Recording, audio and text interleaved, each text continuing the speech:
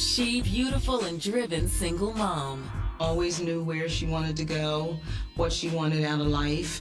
He was a handsome contractor working hard to support his children. He's suave, he's charming, and best of all, he himself is a single parent. And when these two kindred spirits hooked up, what started as a fling quickly morphed into a full-fledged romance. Next thing you know, they were living together. She was pregnant, they were married. It was quick. But a bizarre phone call on a cool November evening would turn their lives upside down. Was she kidnapped and abducted? Was she grabbed off the street? Did somebody just simply want to rob her? But as the theories mounted, so too did the mystery. And the ensuing investigation would have all the twists and turns of a real-life spy novel. We're talking about real potential for international intrigue. Access to top secret information, potential espionage. It was very frustrating, and it's also very scary. I mean, what if, something happens to me? November 11th, 1994. It's a quiet Friday evening in the Los Angeles neighborhood of Inglewood. Inside his parents' home on Hazel Street, 8-year-old Marcus Singleton is asleep in the living room when the sound of his baby brother crying jolts him awake. Marcus wakes up thinking, what? What the heck? How come no one's tending to the little baby? He looks around the house. Mom! There isn't a parent at home. Marcus's stepdad, Andre, is attending the football game of his oldest son, Andre Jr. But Marcus's mother, Marie, should be home. With the baby still crying, a confused Marcus begins to panic. Just then, the phone rings. Hello? On the other end of the line is Marcus's stepfather, Andre Jackson. Hello, Marcus.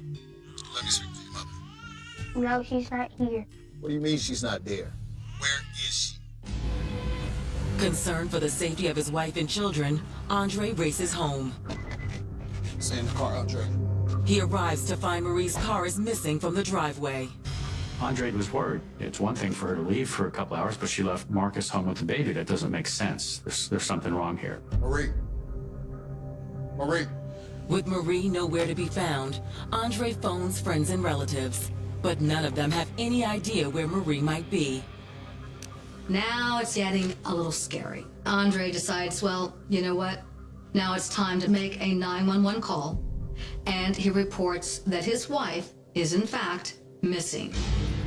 I'd like to file a missing persons report. Okay, who's missing? Wife, her name is Marie Jackson. I went on to my son's football game, and when I came back from the football game, she had checked.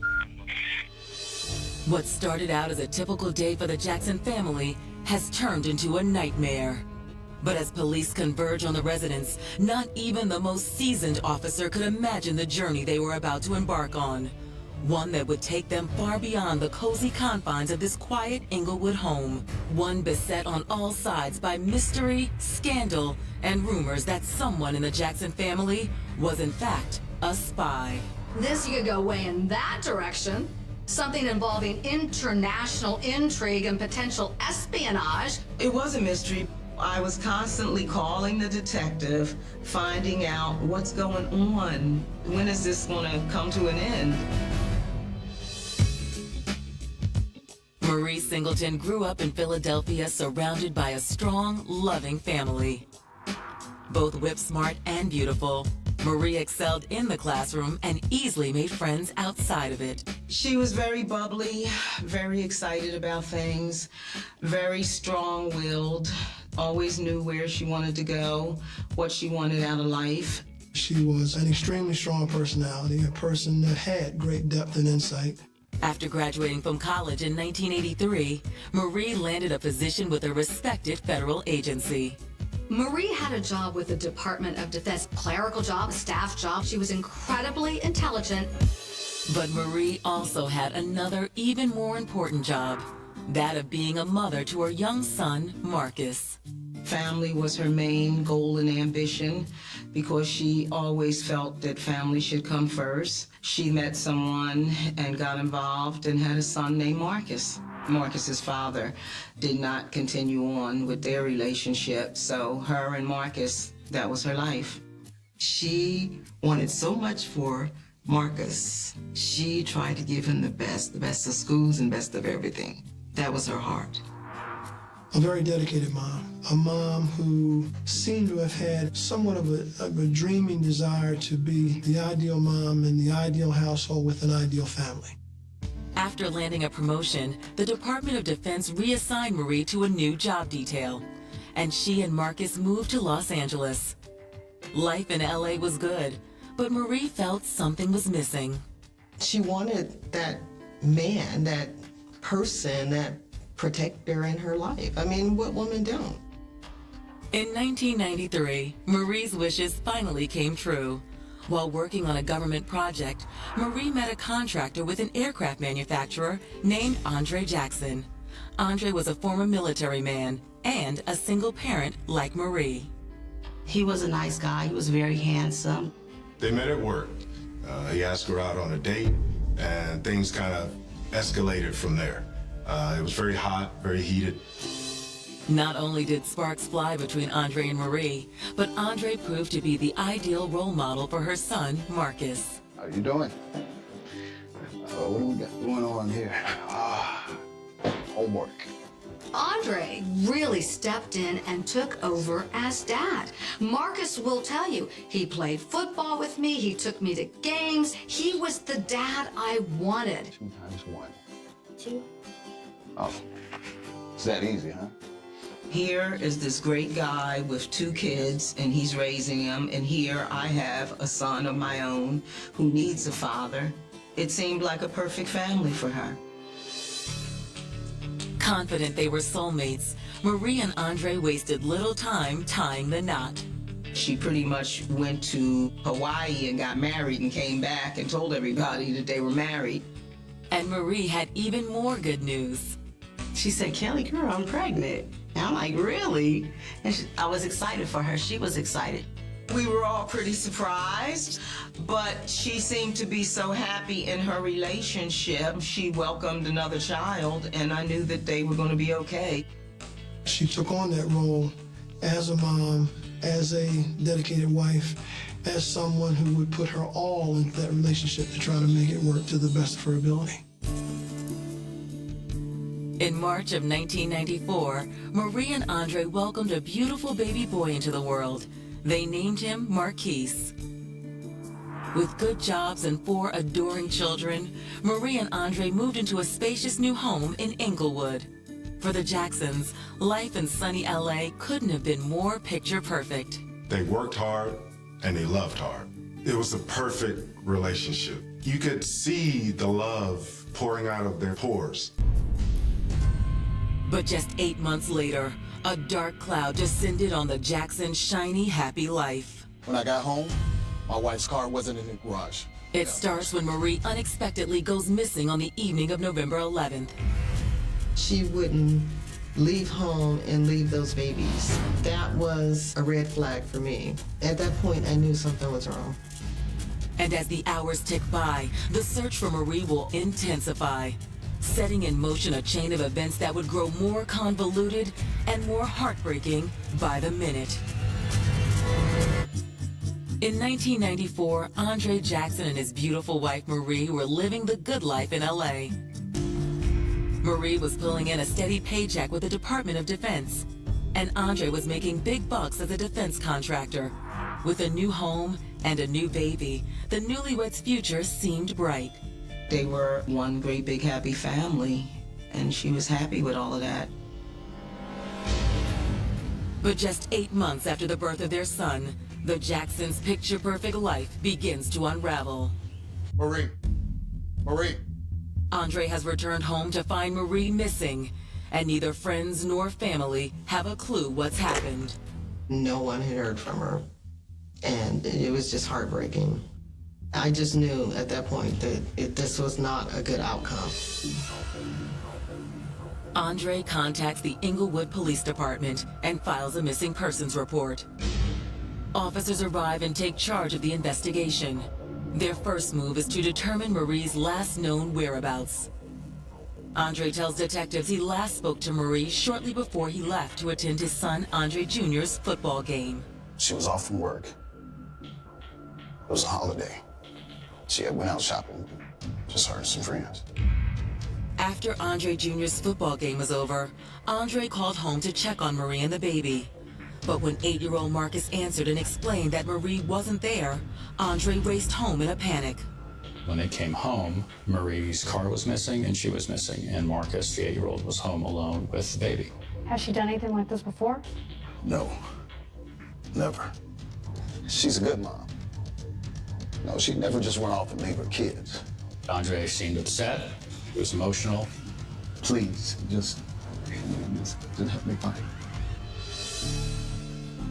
Searching the home, detectives can see no signs of foul play. So they turn to 8-year-old Marcus, hoping he can shed some light on this mystery. How you doing? Good. Tell me the last time you seen your mom. Before I took a nap. Have you talked to her since? No. Unfortunately, he's not much help. He was watching cartoons. His mom came up and said something to him. He doesn't remember what.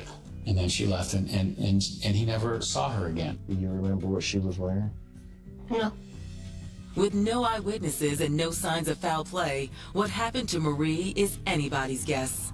It could have been anything. She could have been kidnapped. She could have been held at gunpoint somewhere, being held for ransom or something. We had no idea. Detectives issue an APB on Marie's car and begin combing the streets in search of her.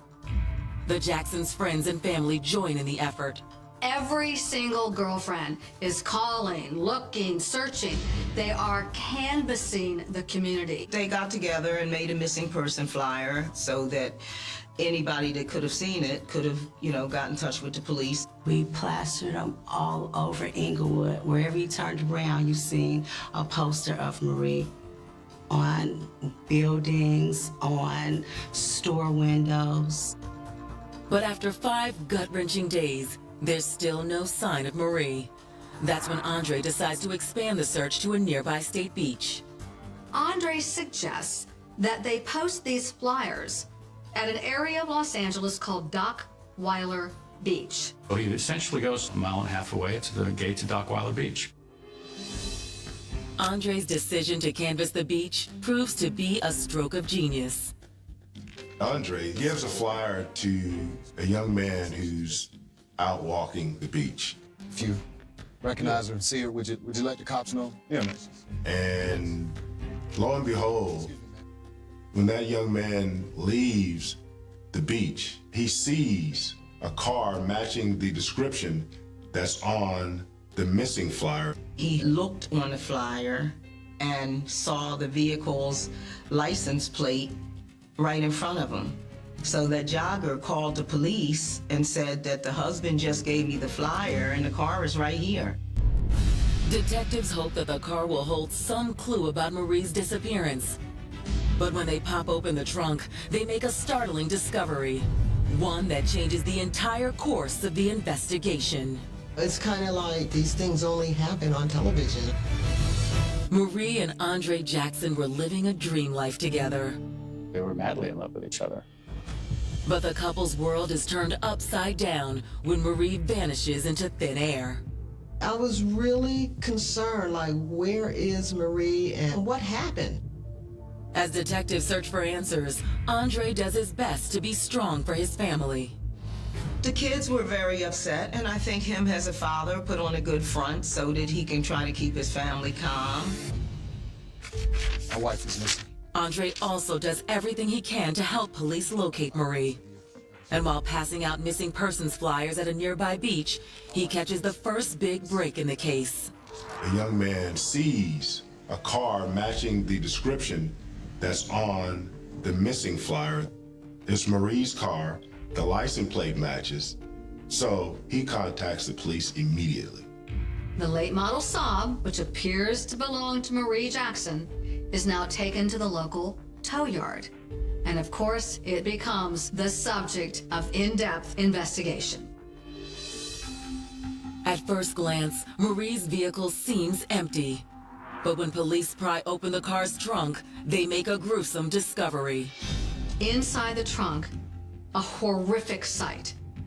the beaten, battered, strangled body of 33-year-old Marie Singleton Jackson. It was a stunner. I've got a body. According to the medical examiner, they believe that her death had occurred 3 to 7 days before the discovery of her body. Once on the scene, the medical examiner quickly pinpoints Marie's cause of death. This was manual strangulation, so they put their hands around her neck and choked her until she was dead. With the cause of death determined, detectives look for clues about the motive behind Marie's murder. Her date book and her cell phone and her purse and credit cards and wallet, they're missing. Maybe she was robbed or maybe she was attacked. Was it a druggie who looked at her and said, "Hey, good-looking woman with a nice card, must have money"? Working the robbery theory, detectives decide to monitor Marie's credit card and bank statements for any activity. They must also break the tragic news of Marie's death to her husband. While Andre and the rest of the family struggle to come to grips with Marie's death, detectives receive information that seems to rule out robbery as the motive. Marie's credit cards were found on an on-ramp in Inglewood. Now, if this was a theft, a robbery, well, why'd they throw the credit cards away? And at this point, they still hadn't been used.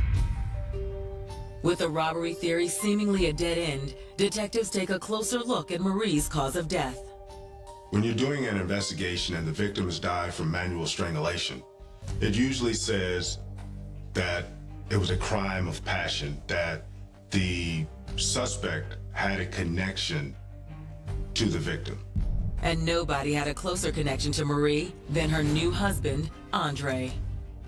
The husband is always a potential suspect. Police start investigating, they start asking questions.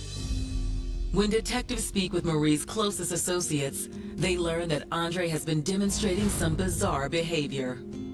Andre starts contacting Marie's friends. He's giving them excuses, saying that she went out jogging. He also said that she might have been out with one of her ex-boyfriends. He wasn't very consistent in his stories as to the whereabouts of Marie. For detectives, Andre's behavior raises some potential red flags. They decide to bring him in for a formal interrogation. From the get-go, Andre is adamant he's innocent of any wrongdoing. We've been out running out all over L.A., tracking down information and the physical evidence that we've recovered kind of shows some interesting aspects of this case. That's been my life.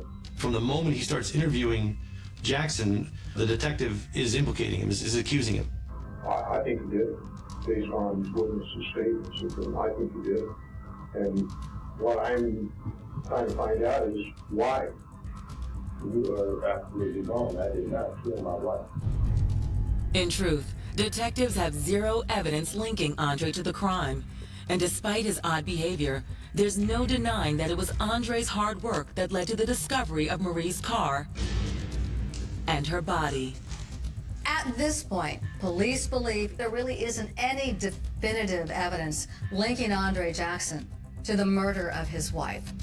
They didn't have a connection or a motive between Jackson and the crime. No sooner have investigators shifted their focus away from Andre than a shocking development cast their victim Marie Jackson in an entirely different light. It appears Marie had been keeping a secret from almost everyone. And a mysterious letter is about to blow her cover wide open. This is one of the most intriguing aspects of the case, one that took investigators into an arena they never imagined. He thought that this was a conspiracy that was being covered up. Inglewood resident Marie Singleton Jackson seemed to have it all. A good job, a loving husband, and a brand new baby boy. She was already a wonderful mother with Marcus, and then she fell in love and welcomed another child. She seemed to be so happy in her relationship. But in November of 1994, Marie disappeared. And after less than a week of searching, Marie's car and her body were discovered along the highway by Dockweiler Beach. They found her car and then found her body in a trunk. At first, detectives believe Marie was the victim of a deadly robbery. But when that scenario is debunked, detectives start to look at her husband, Andre, as a possible suspect. However, with zero evidence linking Andre to the crime, that theory is shelved, and the case slowly grinds to a standstill. I thought it would be resolved really quickly, and just for nothing to happen, it was very frustrating. In fact, years would pass before there was another break in the case. It starts when Marie's sister Elaine Roundtree receives a puzzling piece of mail. We received in the mail a mysterious letter saying that nothing was being done in regards to my sister's murder case, and that her job, that no one should talk about anything regarding the case. There's no indication who sent the letter, but whoever wrote it suggests Marie's murder is related to her job at the Defense Department. The letter talked about, there being a conspiracy to cover up her murder, and maybe it was work-related. It was saying basically she was killed in retaliation for something, or as part of some sort of retaliation for what she'd done. But what type of work could Marie have been involved in to warrant this type of retribution? By all accounts, she was a clerical worker with little to no access to top-secret information. But could that job have been a cover? Detectives decide to pay a visit to Marie's former supervisor at the DOD. They are shocked to learn that Marie was much more than a secretary. Well, she did some classified work, some highly sensitive investigative type work for our agency. Marie was actually employed by the CIA. She had top secret clearance. Nobody knew. She was a communications clerk who was involved with secret codes. Suddenly, the investigation into Marie's death has taken on an entirely new dimension. This could be an international incident. Did someone know that she had access to top secret information? Did someone want to kidnap her to get that information? Now the cops say to themselves, we got to look at it all. But working the potential espionage angle is no easy task, so police in Inglewood enlist the help of the FBI. The FBI was involved because she worked for the CIA. And so essentially it was a murder of a federal agent or federal employee, and so they needed to be involved. Step one for the feds is to determine the author of the mysterious letter written to Marie's sister. At first, the author of the letter was a mystery, but later on they found out it was one of her coworkers. Ms. McCulley? Yes. I'm a special agent of the FBI. With the author of the letter identified, the feds press her for any information she might have regarding Marie's death. But the interview quickly hits a snag. Well, I didn't mean anything by it. She backed off and said, I was just venting. I don't really know anything. And it kind of died there. I just think that someone should be doing more for Marie. This co-worker simply wanted to light a fire under detectives and to get police working harder. So there was no espionage. Just like that, the case's most intriguing new lead evaporates, and the investigation into the murder of Marie Singleton Jackson goes cold again. The first few years is upsetting. I believe everyone was hoping that something was going to be done. I'm constantly calling, finding out what is going on, how come nothing was happening. Finally, after nearly 10 long years, a new team of detectives decides to reopen the case. When the original FBI agents who had kind of overseen it either retired or moved or whatever, another FBI agent went and looked back into it. And so that FBI agent in Inglewood PD reopened the case 2003, 2004. The new team starts by talking to Marie's now 18-year-old son, Marcus. Marcus was 8 at the time of his mother's murder, but after keeping silent for a decade, he offers investigators a memory from his childhood, one he'd suppressed out of fear. He talked about that great big argument that happened before my sister was missing. According to Marcus, this argument took place 6 weeks before his mother went missing. He grabbed her on the end of the throat and then fell in the bed. That's when she moved her off and slammed the door and locked it. Detectives press Marcus for the identity of the man his mother was arguing with. Marcus claims it was his stepfather, Andre. Miss Jackson came running out of the room and told Marcus to call the police, to call 911, that Mr. Jackson was abusing her. Mr. Jackson came out of the room and said, "No, do not call 911. Marcus explains that shortly after this heated exchange, Marie and Andre made a startling announcement.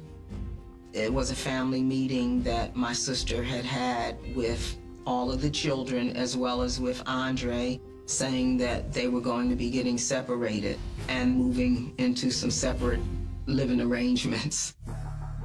Marcus also informs detectives that shortly after his mother's disappearance, his stepfather instructed him not to mention either the argument or this family meeting to police. Marcus was totally reluctant the whole time. He held Andre to a high regard and thought that he, was like a dad to him. But at that point, then I think that Marcus realized that this was very serious and that he had to tell the truth and be honest about it. Marcus's confession skyrockets Andre Jackson back to the top of the suspect list. But investigators still need some concrete physical evidence in order to connect Andre to Marie's murder. I think that what they wanted was a concrete, undeniable, hard, factual case, and they didn't have that. Detectives decide to pore over the evidence file once again. In doing so, they make a game-changing discovery. Investigators notice that there's a drop of blood on the hood of her car. There are also scrapings under Marie's fingernails. This evidence is very, very critical. Why hasn't that DNA evidence ever been tested? This case happens in 1994, and DNA testing, it's around, but it's not used as prevalent as it is used today. DNA testing was still in its infancy. Testing is also very, very expensive. Police departments are overloaded. Can I get someone from forensics to do a suspect reference collection on the Marie Singleton case, please? Detectives send the DNA to their crime lab for analysis. But in order to link the evidence to their new prime suspect, they'll need a cross sample from Andre himself. There's just one problem with that plan. 14 years later, when 2008 rolled around, they didn't know where Andre was. He wasn't living here in Southern California anymore. But there is someone's DNA they do have access to. Andre's son, Andre Jr. What they want is something called a familial hit. What that means is that the evidence they have compared to Andre Jr. is close enough. But will Andre Jr. willingly offer up a DNA sample, knowing it could put his father behind bars? It's now been more than a decade since Marie Singleton Jackson was found strangled to death inside the trunk of her car. After several dead ends, investigators have reason to believe that Marie's husband, Andre, might be behind the crime. They saw a man with the means, the motive, the opportunity, a man who said, "My wife's gonna leave me? I don't think so." But before detectives can make an arrest, they need to tie DNA evidence from the crime scene to their suspect. With Andre's whereabouts unknown, their only hope is to collect DNA from Andre's son, Andre Jr. But will Andre Jr. agree to provide a sample? They didn't really have to find him because Andre Jr. had been arrested on an unrelated event in another town. But hey, while we've got him in custody, let's do some DNA. A week later, detectives received the results of Andre Jr.'s DNA test. When they tested his son against the DNA evidence that was found at the scene, it came back as a familial hit, which means that the son's genes and the father's genes are the same, which means Andre Jackson was probably involved in this crime. Investigators are convinced the person who killed Marie was related to Andre Jr. That would be Andre Sr. Finally, after 14 years of frustration, investigators are ready to arrest Andre Jackson Sr. for the murder of his wife, Marie. A warrant was issued, but they didn't know where Andre was. He wasn't living here in Southern California anymore. They found him in Arizona. And 14 years later or so, they come and arrest him. So he was pretty shocked by that, I think. For Marie's friends and family, Andre's arrest stirs up mixed emotions. This was the last thing Marcus wanted. Can you imagine? This was his stepfather, but a man he loved, and a man he really didn't want to believe had killed his mother. We were very glad that this was finally done, but it was also the beginning because we knew that this would eventually have to go to trial and they would have to prove it. It would take 4 more years for the case to make its way through the courts. On February 17, 2012, 18 years after Marie's body was discovered, Andre Jackson is led into a Los Angeles County courtroom to stand trial for her murder. The prosecution begins its case by outlining Andre's motive for wanting his wife dead. After a whirlwind courtship and spur-of-the-moment marriage in Hawaii, Marie realized Andre wasn't the kind-hearted man he pretended to be. Clearly there was trouble in paradise. Clearly this was not a happy scenario. According to prosecutors, after tying the knot, the couple's arguments grew increasingly heated. Marie eventually approached Andre about the possibility of separating, but Andre wouldn't hear of it. The last thing that you want to do is to see your marriage fall apart. You lose your family, you lose your home, you lose your financial stability, and you have to start over from scratch. Every time I turn around, got something to say. It's over. I think we rushed into it's over. Prosecutors assert that on the afternoon of November 11, 1994, Andre and Marie got into another heated argument. You know, we can't even go to our son's game It's over. without I don't you care what you having say. an I'm attitude. done. And eventually, Andre snapped. Great! Don't ever put your hands on me. You hear what I'm saying? Ever put your hands on me. Police believe he strangled her, he beat her, and that it happened in the garage of their condominium. I don't think Andre's intent was to kill her. I think it was an accident. I think it was an argument that escalated and he probably didn't realize his strength.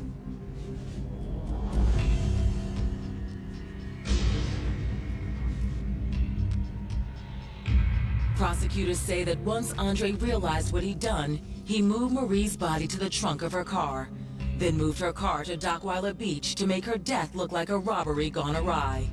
He then headed to son Andre Jr.'s football game, where he made a call to the house to solidify his alibi. What do you mean she's not there? Andre Jackson had some real remorse and orchestrated this whole Dockweiler Beach thing because he wants someone to find her body and make sure she gets the respect that she deserves.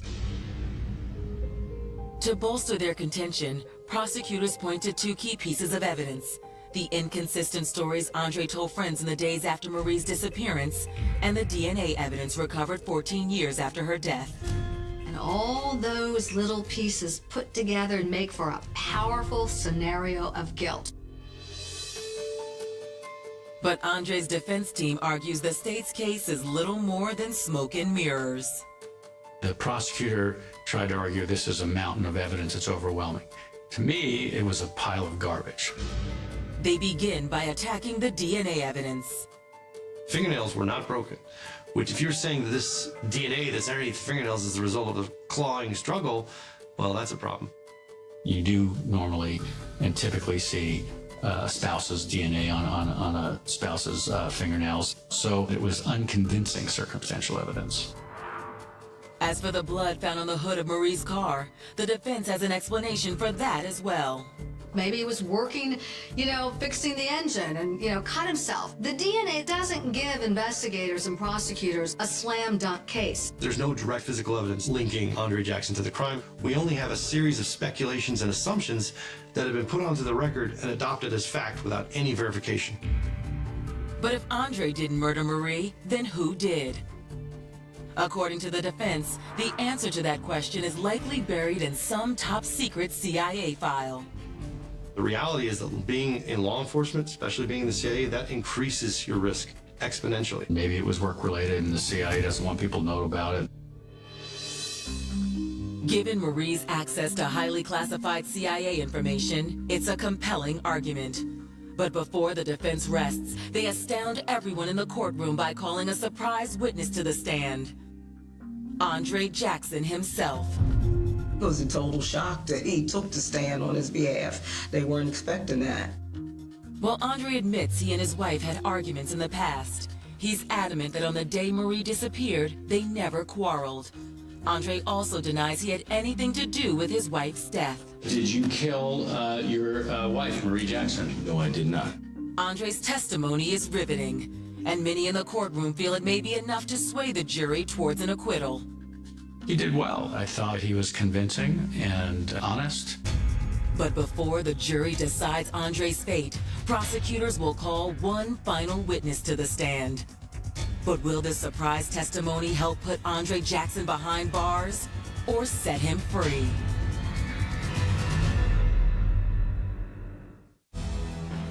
In Los Angeles County Criminal Court, Andre Jackson is on trial for the murder of his wife, CIA employee Marie Singleton Jackson. Prosecutors have alleged that 18 years ago, this respected family man strangled his wife in a fit of rage after she threatened to divorce him. But the defense has methodically attacked the prosecution's case, not only by disputing the state's circumstantial evidence, but also by allowing Andre to testify on his own behalf.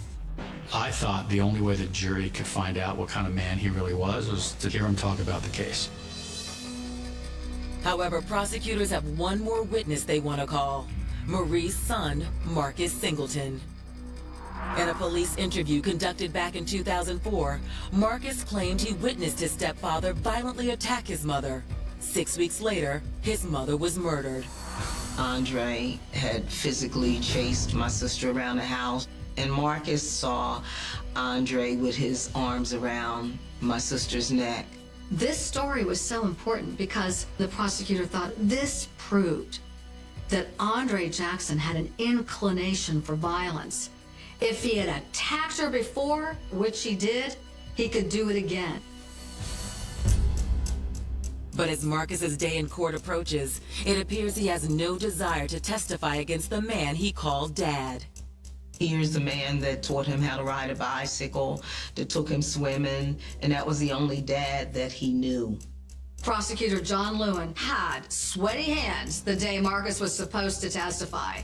He was afraid maybe he wouldn't even show up.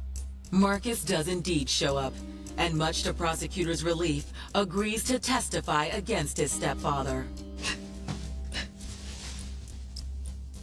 We were so proud of him for being there for his mom. I didn't want to believe that he did it. And then I found out that I'm probably going to have to accept the truth, a truth that I really don't want to have to accept even today, to be honest. In vivid detail, Marcus recounts the physical abuse his mother suffered at the hands of his stepfather. He was great. This was his mom. But he didn't let the emotional part of being a son play into it. His voice didn't crack. He didn't get teary-eyed. He answered every question precisely. The testimony from Marcus is compelling, but is it enough to offset the strong case laid out by the defense? I definitely prayed that justice was going to finally be done. On Friday, April 13th, 2012, after 3 hours of deliberation, the jury returns with its verdict.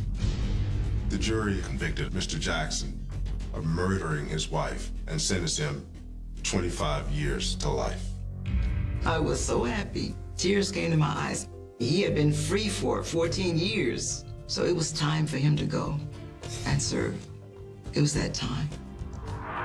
Andre was rather solemn. He was probably very, very surprised, but now he's getting his just due. Andre is currently held in California's Wasco State Prison. As for Marie Singleton Jackson, 2 decades may have passed since her death, but her legacy is alive and well. I don't know why her life had to go as early as it did, but when I look back and see the family that she touched and the love that she had for the people around her, I feel that her purpose for being here was to make a difference. The heavy November frost had already settled over the cracked pavement of East Colfax Avenue when the first call came through to the Denver Police Department dispatch at 3:24 in the morning. It was 1990, a night so bitter and sharp that the air itself felt like shattered glass in the lungs, freezing the exhaust fumes of idling patrol cars into thick white plumes against the neon-lit gloom. A lone city worker, operating a snowplow through the deserted alleyways behind a row of decaying brick warehouses, had cut his high beams through the swirl of sudden flakes, expecting to see nothing more than dumped furniture, overflowing dumpster bins, or the occasional shivering stray dog trying to escape the biting mountain wind. Instead, the bright yellow light illuminated a sight so grotesque, so chillingly deliberate, that the driver slammed his foot onto the brake, sending 30,000 pounds of steel skidding across the black ice until the machine shuddered to a halt mere feet from a scene that would come to haunt the mile-high city for more than 3 decades. There, half buried under a light dusting of fresh powder, lay the motionless body of 32-year-old high school English teacher and mother of 2, Eleanor Vance. She was still wearing her navy blue winter coat, the fabric soaked dark with blood that had long since frozen solid against the concrete, her hands bound tightly behind her back with thick industrial zip ties, and her eyes wide open, staring unblinkingly up into the void of the night sky. There were no signs of a struggle in the snow around her, no deep footprints leading away into the shadows, no dropped shell casings, and no obvious murder weapon left behind in the freezing dark. It was as if she had simply materialized out of thin air, deposited in that bleak alley like a terrible secret meant to be found only when the sun rose over the Rocky Mountains. By 4 in the morning, the alley was completely sealed off with yellow crime scene tape, flickering yellow strobes from a dozen police cruisers painting the snow-covered brick walls in a rhythmic, unsettling pulse. Detectives wrapped their heavy trench coats tightly around themselves, their breath rising in thick clouds as they crouched beside the body, desperately scanning the ground for anything that could explain how a beloved educator, last seen leaving her evening grading session at West High School just 5 miles away, ended up brutalized in a dark corridor known only to local delivery drivers and night shift workers. The immediate neighborhood was silent, save for the low hum of idling engines and the distant, haunting whistle of a freight train moving along the tracks near the South Platte River. When the news broke on the morning broadcasts, a wave of sheer panic swept through the working-class neighborhoods of Denver. Eleanor Vance was not someone who frequented late-night bars or engaged in risky behavior. She was a pillar of her suburban community, a woman who spent her weekends volunteering at the local library and organizing food drives for families in need. The violence visited upon her was precise, cold, and monstrously efficient. The medical examiner's preliminary assessment confirmed that she had been struck from behind with a blunt, heavy object before being restrained, but the actual cause of death was a single, precise puncture wound to the neck, inflicted with a narrow blade, a signature that spoke not of a panicked robbery gone wrong, but of a calculated execution performed by someone who knew exactly how to inflict maximum terror without leaving a trace of their own identity behind. In the immediate hours following the discovery, investigators swarmed the high school campus where Eleanor had spent her final afternoon. Her classroom remained untouched, stack of student essays on American literature resting on her desk next to an unfinished cup of black coffee, her leather purse sitting beneath her chair, her car keys still tucked inside the front pocket. Her sedan was parked in its usual spot in the faculty lot, locked and undisturbed, proving that she had never even made it to her vehicle after locking her classroom door at approximately 7 in the evening. Between the time she turned off the lights in room 214 and the moment her body was discovered 5 miles away in a desolate alley, 6 hours had vanished into complete darkness, 6 hours during which no one reported seeing her, no phone calls were made, and no witness heard a scream in the quiet corridors of the school. The crime scene unit combed every square inch of the alleyway with flashlights, magnifying glasses, and early forensic equipment, but the harsh winter storm worked relentlessly against them.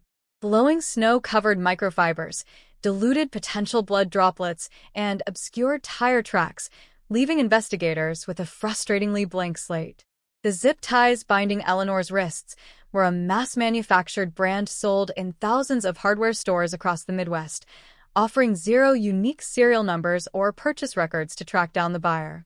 The lack of defensive wounds on her body suggested she had been taken by surprise or by someone she knew and trusted enough to let her guard down, a detail that immediately turned the spotlight toward her inner circle, her colleagues, and the residents of her quiet suburban street. As dawn broke, casting a cold gray light over the city, the atmosphere inside the Denver Homicide Division was thick with tension and exhaustion. Telephones rang off the hook as terrified citizens reported suspicious vehicles, strange shadows in their backyards, and vague memories of unfamiliar men lurking around the high school during after-school hours. Yet, every lead pursued in those initial 24 hours crumbled under scrutiny. Her husband, a quiet civil engineer who had spent the entire evening frantically calling neighbors and searching the local roads when Eleanor failed to return home for dinner, cleared initial polygraph examinations, and possessed an ironclad alibi corroborated by multiple family members and telephone records. The investigation quickly became a labyrinth of dead ends, missing pieces, and chilling anomalies that baffled even the most seasoned detectives on the squad. How could a woman be snatched from a lit high school parking lot or hallway without a single soul hearing a struggle? Why was her body transported miles across the city to a specific, hidden alleyway that required intimate knowledge of Denver's backstreets to locate in the middle of a snowstorm? And what was the significance of the strange, deliberate placement of her body, laid out neatly in the snow, face up, as if presented for an audience rather than hidden away to escape detection? As the days turned into weeks, the city remained gripped by fear. Parents refused to let their children walk home from school alone.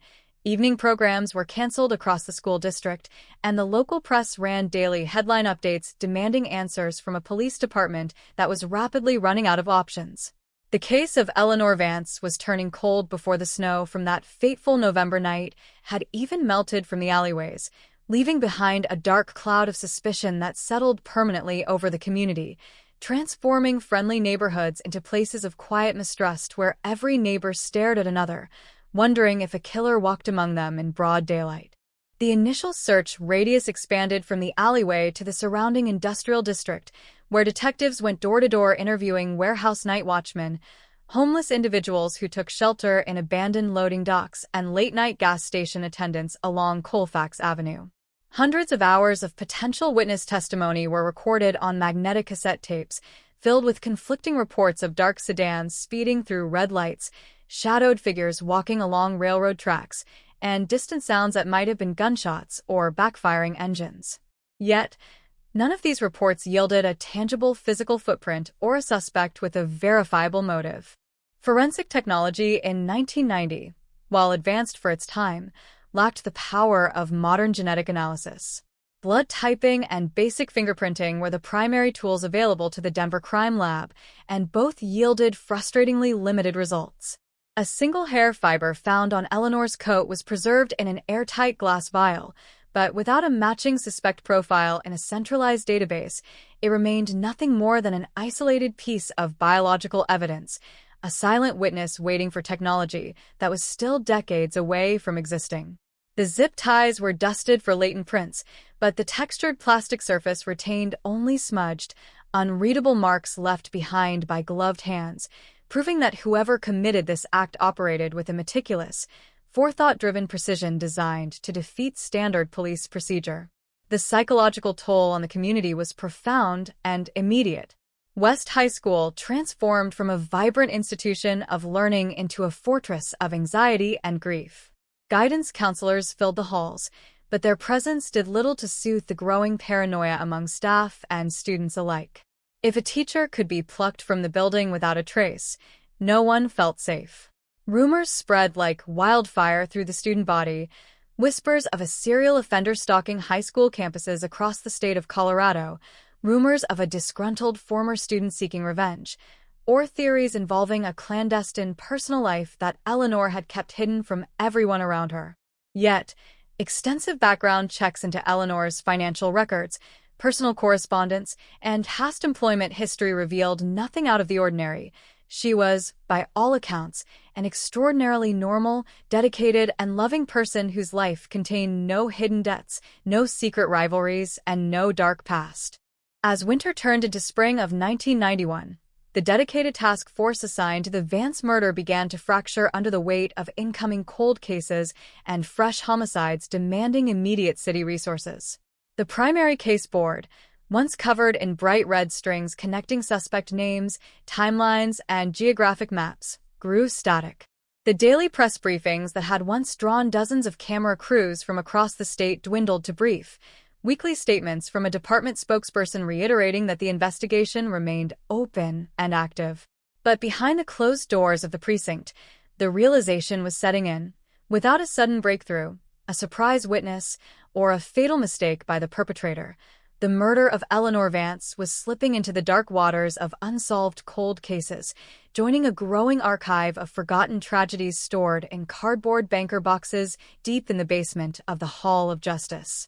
The tragedy was further compounded by the devastating impact on Eleanor's surviving family.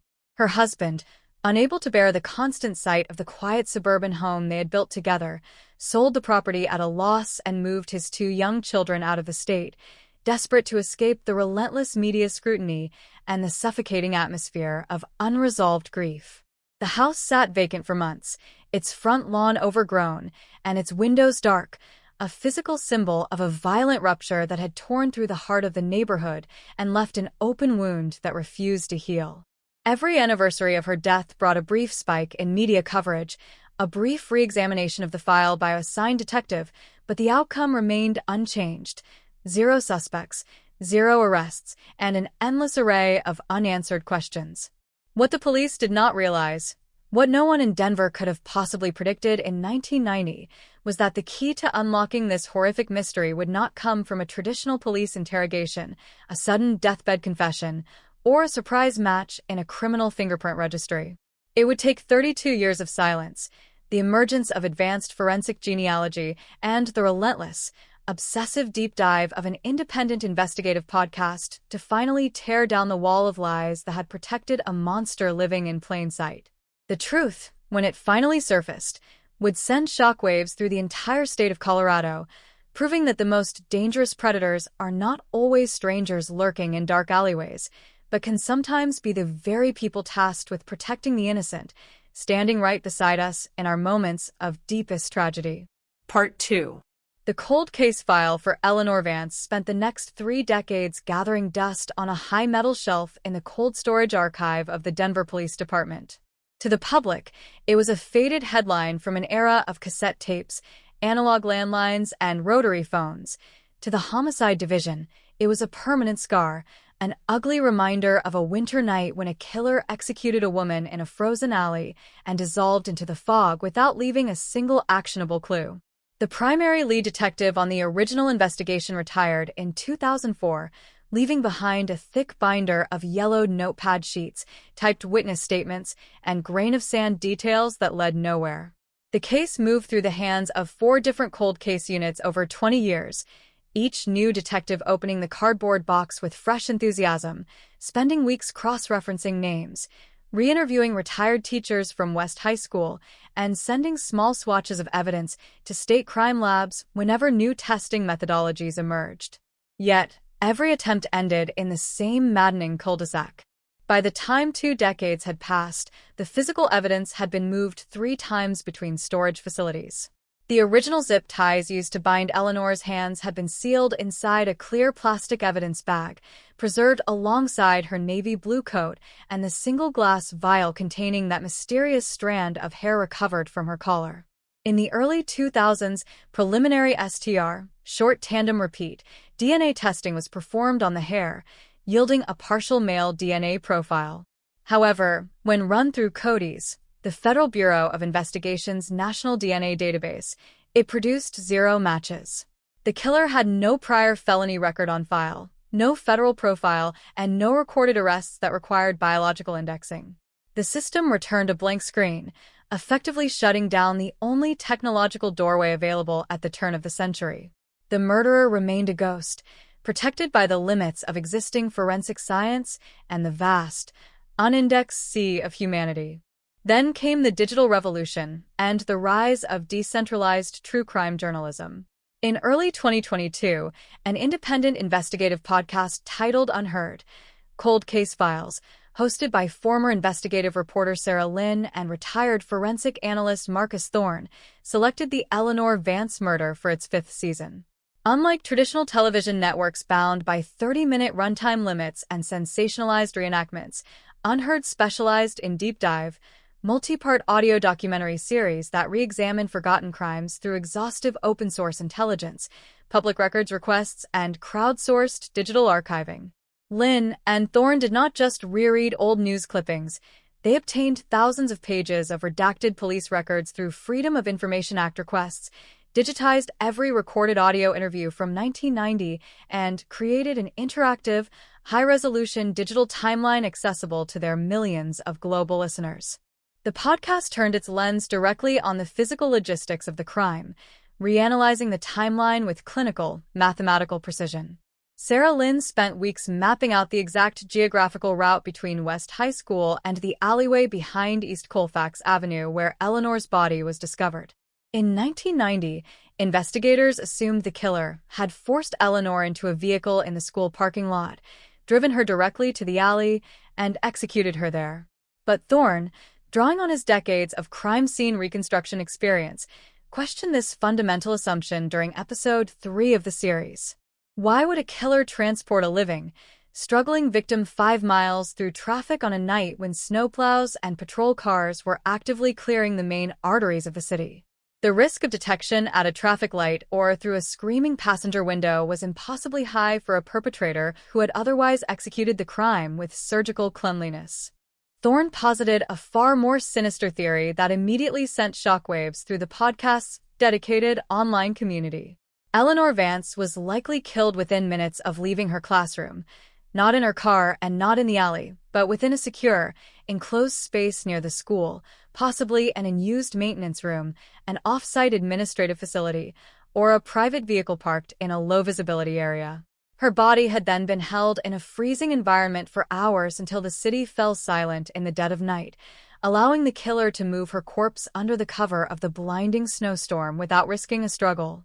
This theory aligned perfectly with the medical examiner's original note regarding the accelerated lividity and rigor mortis patterns found on her frozen limbs, a detail that had been largely glossed over in the initial 1990 rush to find a fleeing suspect.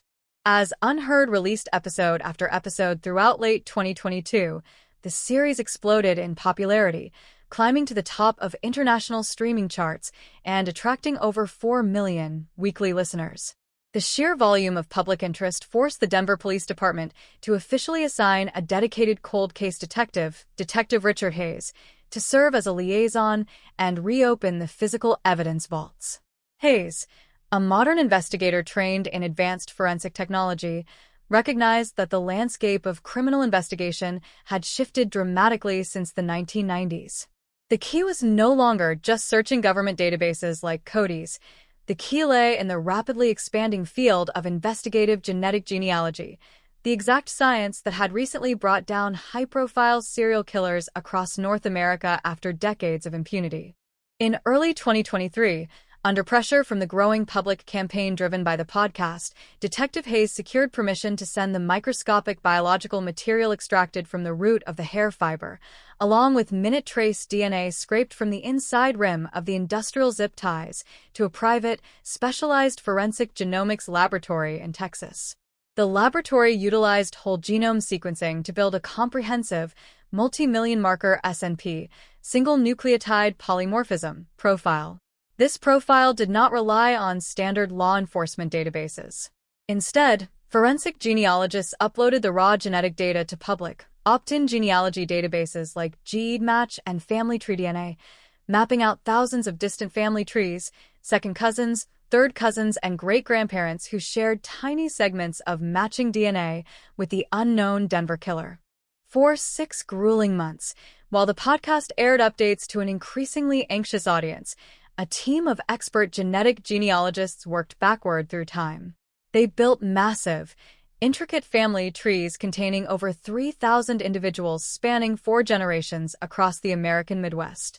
They tracked marriage certificates, census records, obituaries, draft cards, and real estate deeds, slowly narrowing down the vast web of branches until two distinct family lines converged on a single family that had resided in the Denver metropolitan area during the winter of 1990. The biological net was tightening, converting a 33-year-old ghost into a concrete list of living male relatives. By November 2023, the genealogical analysis had isolated 3 brothers within that specific Denver family line. One brother had been living in San Diego at the time of the murder. Another was hospitalized in Chicago undergoing major surgery in November 1990, backed by verifiable medical records. That left only one man whose presence in Denver on the night of Eleanor Vance's death was unaccounted for. Arthur Vance, no relation to the victim, despite sharing the same common surname. A 64-year-old retired city building inspector who is currently living a quiet, unassuming life in a manicured suburban subdivision just 20 miles outside of Denver. Arthur Vance had never once been named in the original 1990 police case file. He was not on the list of West High School staff, he had no prior criminal record, and he had never been interviewed by the original task force. To his neighbors, he was an ordinary, soft-spoken senior citizen who spent his days gardening, attending local community meetings, and posting on neighborhood message boards. But as Sarah Lynn and Marcus Thorne uncover during a special live-streamed episode of Unheard, Arthur Vance's employment records from 1990 revealed a terrifying coincidence. As a senior municipal building inspector for the city of Denver, he held master keys and unrestricted night access to every public school facility in the district, including West High School. The podcast's investigative team had hit a vein of gold. In the winter of 1990, Arthur Vance was actively conducting unscheduled late-night structural inspections of older public school basements and boiler rooms to assess heating infrastructure during severe winter weather.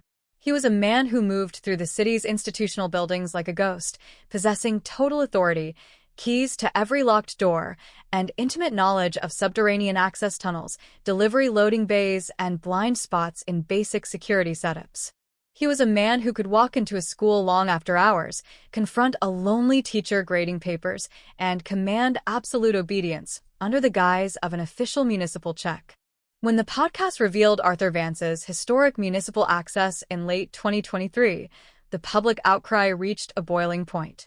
Local news outlets picked up the story, setting up broadcast trucks outside Vance's quiet suburban home and turning his neighborhood into an overnight media circus.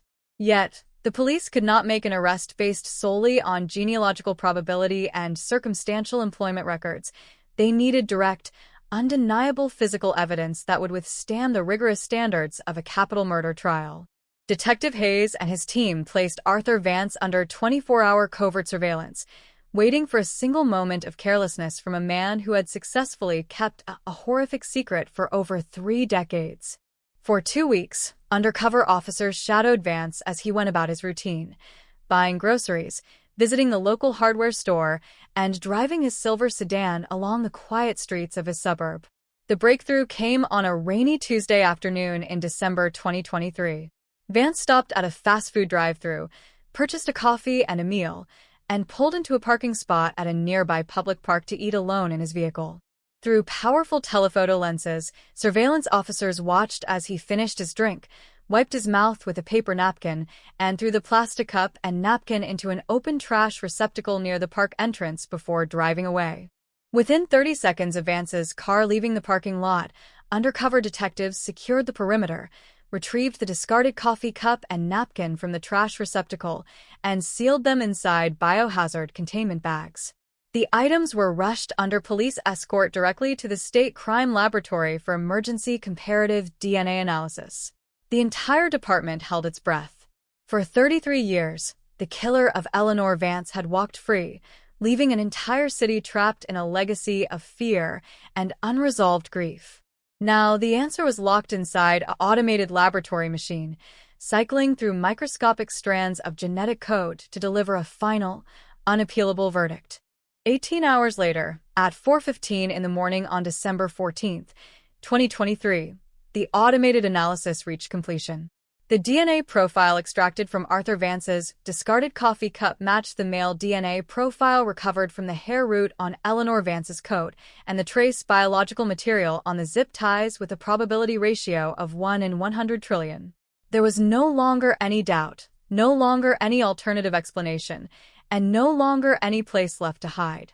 The cold case that had haunted Denver since 1990 had finally yielded its monster, setting off a chain reaction that would culminate in one of the most astonishing, chilling, and dramatic courtroom confessions in the history of American true crime journalism. The pre-dawn light of December 15, 2023, was broken by the sharp, flashing red and blue strobes of 6 tactical police vehicles pulling into the quiet suburban cul-de-sac where Arthur Vance had lived for 20 years. The snow fell softly over the neatly trimmed lawns, mirroring the freezing November atmosphere of 1990 when Eleanor Vance's life was brutally stolen in a dark Denver alley. SWAT teams in full tactical gear flanked the perimeter of the 2-story house, their heavy boots crunching quietly on the icy driveway. Detective Richard Hayes stepped up to the front porch, accompanied by 4 senior homicide investigators. When the heavy wooden door opened, Arthur Vance stood in his bathrobe, holding a half-empty mug of coffee, his face pale, his eyes hollow with a sudden, crushing realization that the past had finally caught up with him. He offered no physical resistance as the handcuffs clicked around his wrists. There was no theatrical outcry, no panic denial, and no desperate attempt to run. Instead, a heavy, suffocating silence descended upon the room as Vance was led down his driveway in front of local news crews who had arrived within minutes of the raid. To the suburban neighborhood that knew him as a quiet, harmless retiree who occasionally helped shovel snow for elderly neighbors, the arrest was a seismic shock.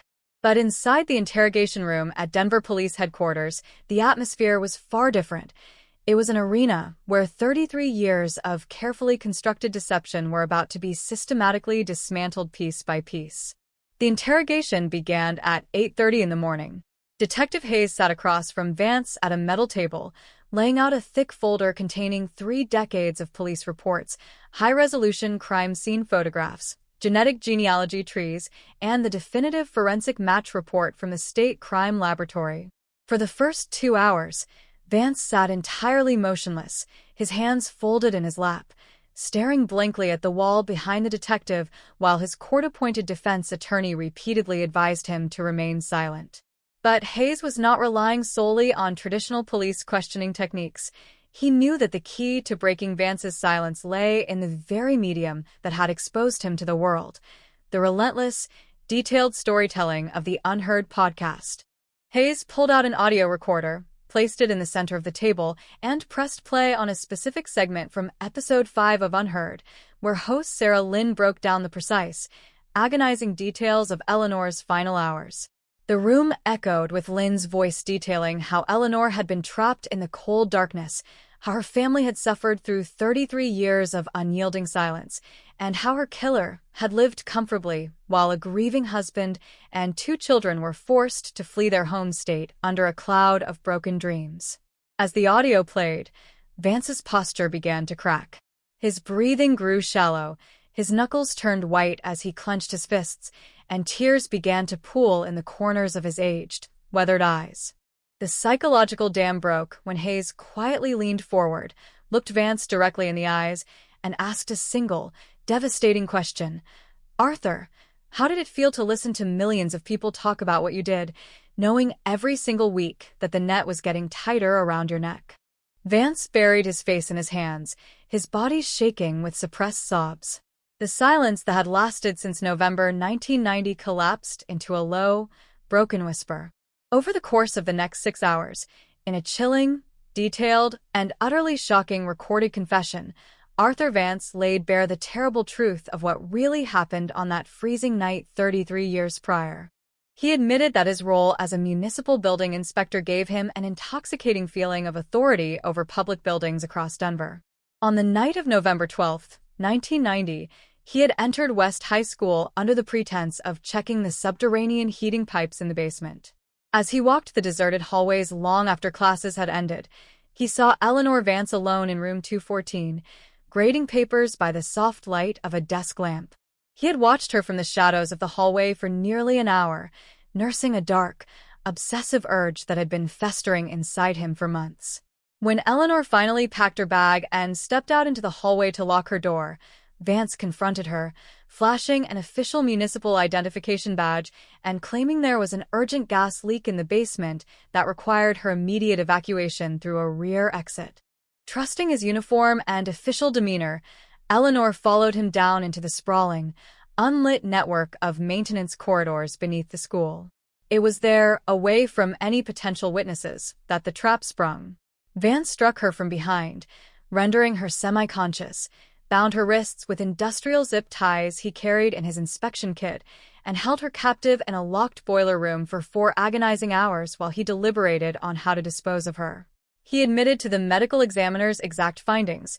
He used a narrow industrial stylus to inflict the fatal wound before wrapping her body in a heavy plastic tarp, loading her into the back of his municipal utility van, and driving through the blinding snowstorm to the alley behind East Colfax Avenue.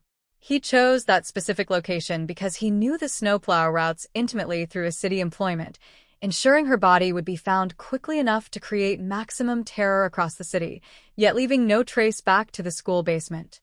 The detail and cold detachment with which Vance recounted every second of the murder sent chills through the veteran detective sitting in the room. He remembered the exact temperature of the alleyway, the color of the blood on the snow, and the terrifying calm he felt as he drove back to the city depot, washed his municipal van with high-pressure hot water, and returned home to his family as if nothing had ever happened.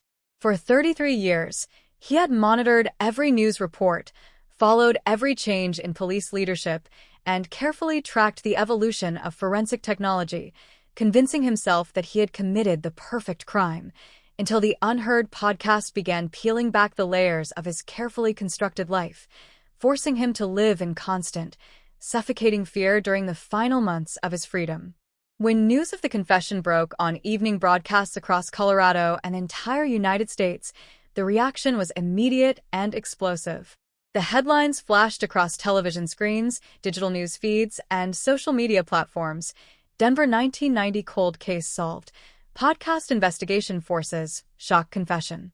The community that had lived under a cloud of fear and unanswered questions for over 3 decades finally had the truth, but the revelation brought a fresh wave of grief and anger. The fact that the killer was a trusted city employee who had used his official status to lure a beloved teacher into a trap was a betrayal of public trust that shook the foundation of the municipality. In a powerful, emotional press conference held outside Denver Police Headquarters, Sarah Lynn and Marcus Thorne stood alongside Eleanor Vance's adult children, who had traveled back to Colorado for the first time in 30 years. The atmosphere was heavy with lingering pain, yet illuminated by a profound sense of closure. The podcast had accomplished what traditional law enforcement methods alone could not do in the 20th century.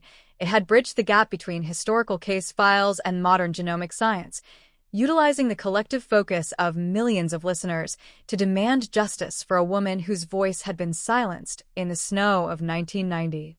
As Arthur Vance was escorted into a high-security holding facility to await formal arraignment and a life sentence without the possibility of parole, the story of Eleanor Vance reached its tragic, definitive conclusion.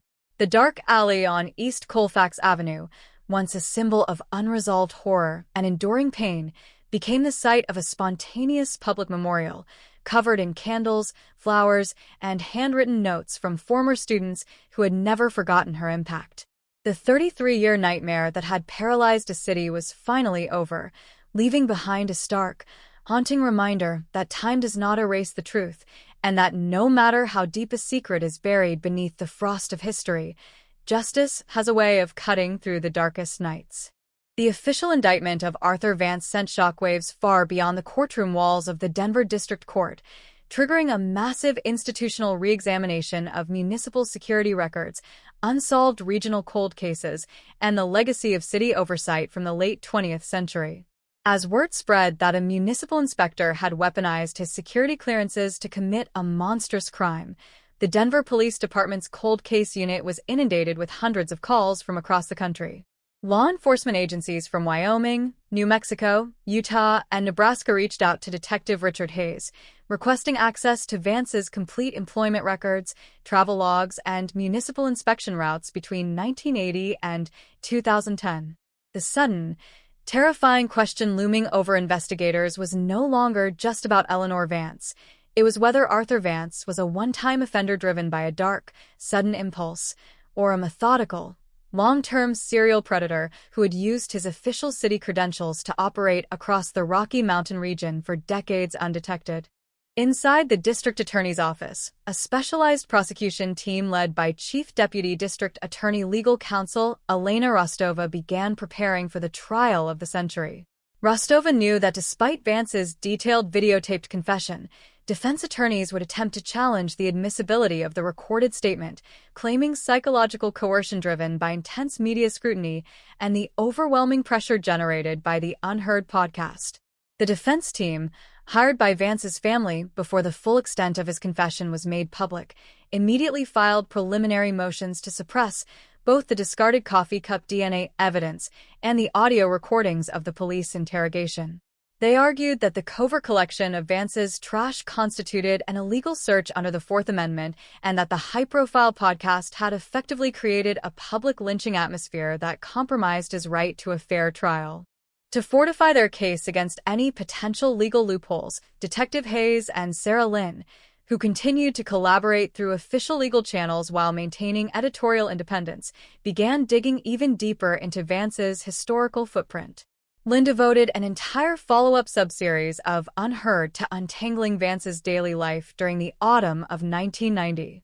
Through painstaking archival work, the podcast team retrieved archived paper logs from the Denver Department of Public Works, revealing that in the 6 weeks leading up to Eleanor Vance's murder, Arthur Vance had requested emergency maintenance access to 7 different educational and municipal facilities across the city during off-duty night hours.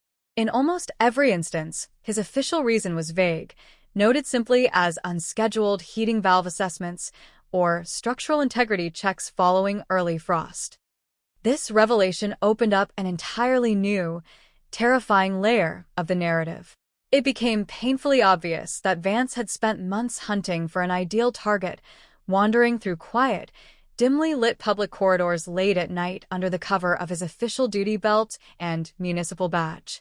He was actively seeking a scenario where a victim would be completely isolated, vulnerable, and naturally inclined to trust a uniformed city authority figure. Eleanor Vance had not been chosen by random chance on a dark road.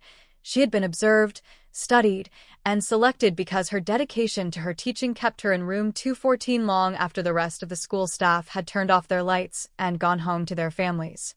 As news of Vance's systematic pre-assault surveillance aired on Unheard, former high school employees who had worked in the Denver public school system during the 1980s and 1990s began coming forward with chilling personal anecdotes.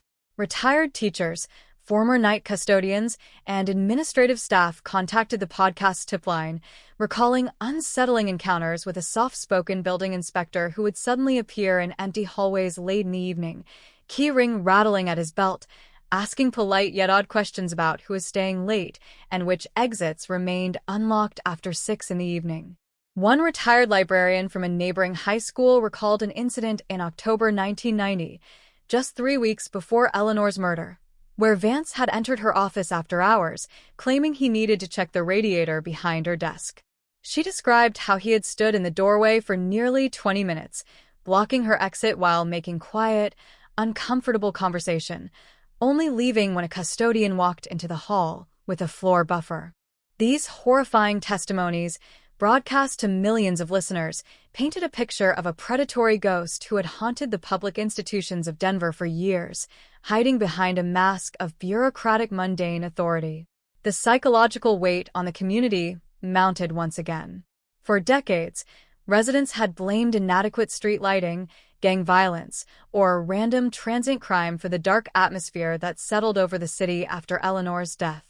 To realize that the true danger had been funded by taxpayer dollars, driving a marked city vehicle equipped with municipal keys and master access cards turned nostalgia for 1990s Denver into a nightmare of collective betrayal.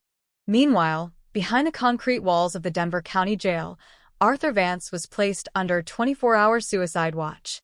Stripped of his quiet suburban routine, his private home, and the delusion of ultimate control he had harbored for 33 years, his physical and mental state deteriorated rapidly.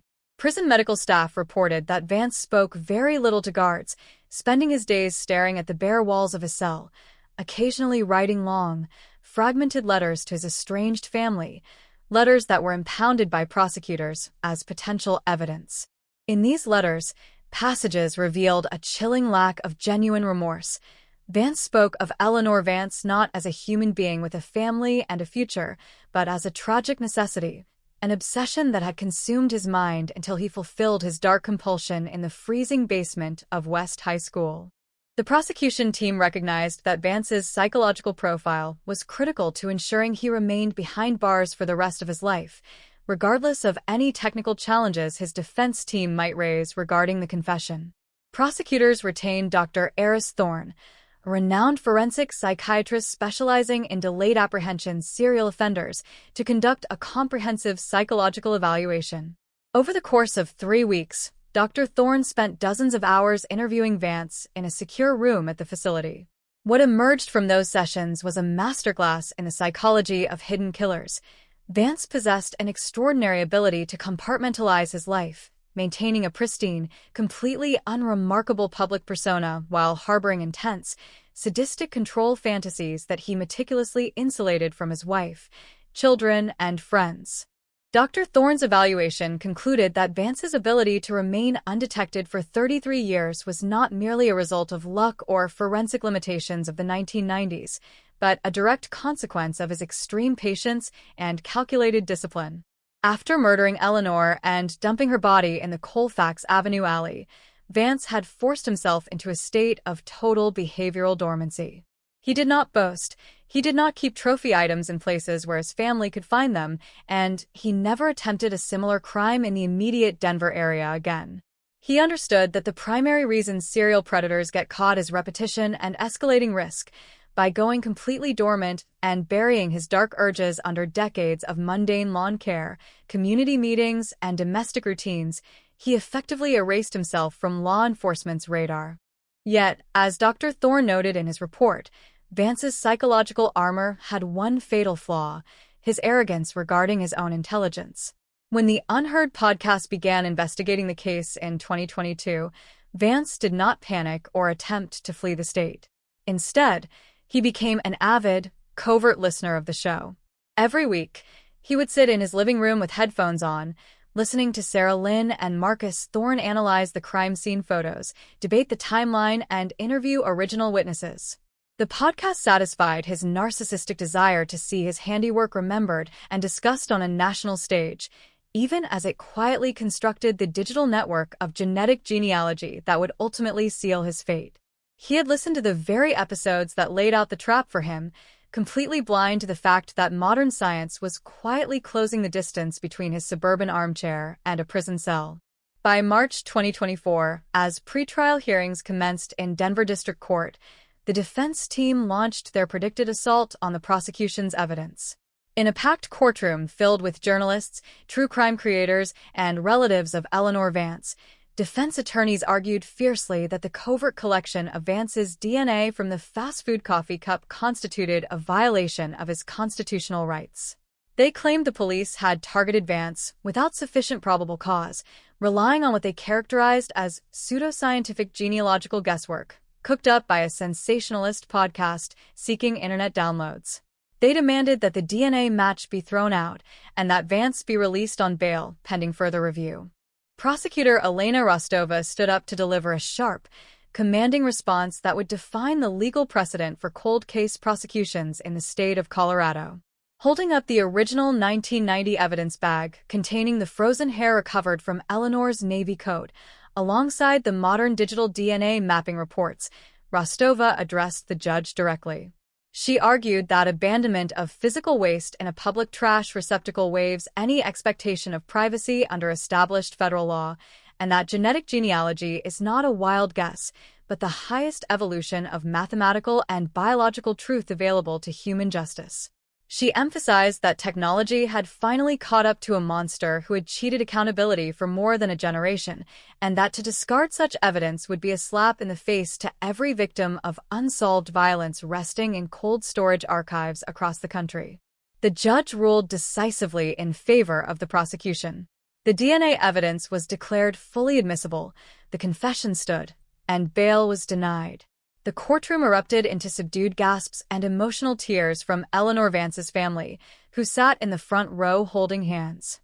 Arthur Vance sat flanked by his attorneys, his head bowed, his hands trembling slightly as he realized that his final legal shield had shattered into pieces. The path was now clear for a formal trial, or a final plea deal that would force the killer to state his guilt publicly in front of the world, bringing a definitive, unappealable end to a 33-year legacy of terror. The legal victory in the pretrial hearings triggered an immediate shift in the strategy of Arthur Vance's defense counsel. With the genetic genealogy confirmed as airtight and the videotaped confession ruled fully admissible, any remaining illusion of contesting the murder charges in open court collapsed. The defense knew that facing a Denver jury with a recorded 6-hour confession, unambiguous DNA evidence, and the overwhelming weight of public outrage would almost certainly result in the maximum possible penalty under Colorado law, a life sentence with zero possibility of parole, served in the state's most secure maximum security facility. Behind closed doors, prosecutors and defense attorneys began negotiating the terms of a formal plea agreement, a process that would require Vance to not only formally plead guilty to first-degree murder, but to answer every remaining unresolved question about the night of November 12, 1990, on the public record. For Chief Deputy District Attorney Elena Rostova, a plea deal was not an act of leniency. It was a deliberate tactical decision designed to spare Eleanor Vance's surviving children from the trauma of a protracted, agonizing trial. It also served another crucial purpose: securing an absolute, unappealable waiver of rights from Vance, ensuring that he could never attempt to overturn his conviction on technical grounds in future appellate courts. However, Rostova set non-negotiable conditions for any deal. Vance had to provide a complete, minute-by-minute walkthrough of the crime scene at West High School, identify every tool and route used during the abduction, and submit to an exhaustive, recorded debriefing with cold case investigators regarding any other unresolved missing persons cases across the region. The formal plea hearing was scheduled for April 18, 2024, at the Denver City and County Building. The courtroom was packed to absolute capacity hours before the doors opened. Journalists, television camera crews, community members, and online sleuths who had followed the Unheard podcast stood shoulder to shoulder in the marble hallways outside. Inside, in the front row of the gallery, sat Eleanor Vance's adult son and daughter, alongside retired faculty members from West High School who had carried the quiet weight of suspicion and grief for 34 long years. When Arthur Vance was led into the courtroom clad in an orange prison jumpsuit, his ankles shackled and his hands cuffed at his waist, the room fell into an icy, breathless silence. He appeared noticeably aged, stooped, and frail compared to his mugshot 4 months prior, a stark physical contrast to the calculated, athletic predator who had stalked the dark halls of a high school in the winter of 1990. Judge Marcus Sterling presided over the proceeding, his voice grave and measured as he read the formal charges aloud into the record. When asked how he pleaded to the charge of first-degree felony murder in the death of Eleanor Vance, Arthur Vance paused for a long, agonizing moment. He swallowed hard, his head hanging low, his chin resting against his chest, before uttering a single, barely audible word: guilty. The word hung in the air of the courtroom like a sudden drop in temperature. For 33 years, 5 months, and 6 days, that admission had remained buried in the frozen soil of Denver's history. Hearing it spoken aloud by the mouth of the perpetrator himself sent a visible ripple of emotion through the gallery. Eleanor's daughter closed her eyes and wept quietly, resting her head on her brother's shoulder as he squeezed her hand in silence. As part of the mandatory allocution required by the plea agreement, Judge Sterling instructed Vance to state in his own words what occurred on the night of the murder. What followed was a surreal, chillingly methodical recitation of violence that confirmed the worst fears of the community. In a flat, monotone voice stripped of all emotion, Vance detailed how he had systematically abused his position as a municipal inspector to scout public school facilities after hours. He confessed that he had entered West High School with a set of master keys, intentionally disabling an exterior security door latch with a wedge of folded cardboard so he could enter and exit without triggering suspicion or locking himself out. He described hiding in an unlit stairwell on the second floor, watching Eleanor grade papers through the rectangular window of room 214, waiting for the exact moment the school custodian moved to the ground floor boiler room to dump trash. Vance admitted that when Eleanor finally stepped into the quiet corridor, he approached her with calculated professionalism, holding a clipboard and displaying his official municipal badge. He told her there was a severe underground steam pipe leaking toxic gas into the upper ventilation shafts, and that he needed to escort her down through the basement maintenance exit immediately for her safety. Eleanor, recognizing the official badge and trusting the authority of a municipal worker, complied without hesitation. She picked up her coat, stepped into the dark hallway, and followed him down into the labyrinthine concrete passages beneath the school. Vance confessed that once they reached the soundproof subterranean boiler vault, he struck her from behind with a heavy steel inspection wrench, rendering her unconscious before binding her hands behind her back with industrial zip ties pulled from his work belt. The courtroom listened in horrified silence as Vance recounted holding her in the frozen boiler storage room for over 4 hours while he waited for the city streets to clear during the escalating snowstorm. He admitted that he had made the cold, calculated decision that she could not be allowed to leave the basement alive because she had seen his face and his municipal badge.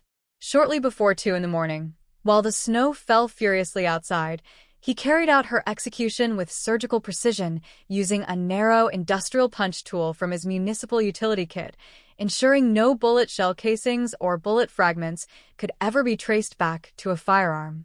He then wrapped her body in heavy plastic sheeting from his work van, carried her up the concrete service stairs to the loading dock, loaded her into the rear cargo bed of his official city vehicle, and drove across the desolate city to the alley behind East Colfax Avenue. When asked by the judge why he chose that specific alleyway, Vance gave a response that laid bare the profound narcissism driving his crime. He explained that he knew the city snowplow schedules better than anyone, as his office shared facilities with the Department of Public Works. He deliberately placed her body in a spot where he knew a snowplow driver would discover her within hours, wanting the discovery to be immediate, shocking, and dramatic, while ensuring the heavy snowfall would obliterate any tire tracks or footprints he left behind in his escape. After dumping her body, he drove his city van back to the municipal depot, thoroughly sanitized the interior cargo area with industrial solvent, returned his master keys to the lockbox, and went home to sleep next to his wife, waking up hours later to watch the news coverage of the discovery with an internal sense of complete, dark satisfaction. The chilling detail of his allocution left even veteran courtroom reporters visibly shaken.